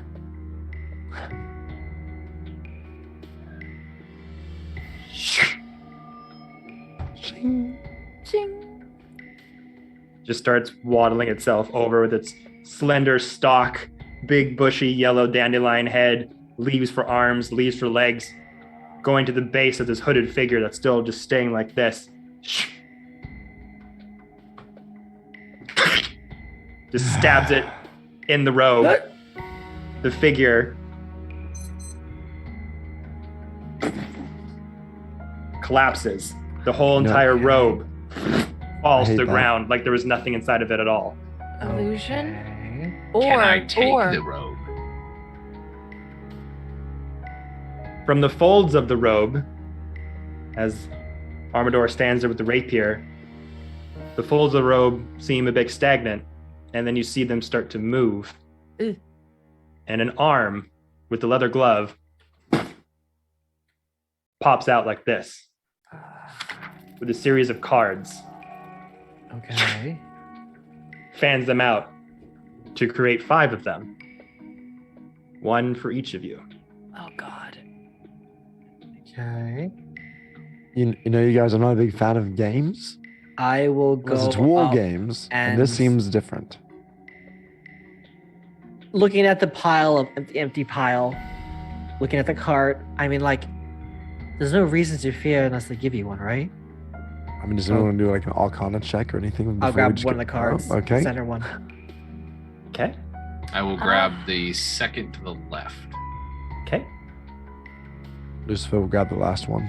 No, I want to grab the last one. There's one. There's a card for each of you. There's Oh, it's 5. all- Lucifer will grab the second and last one.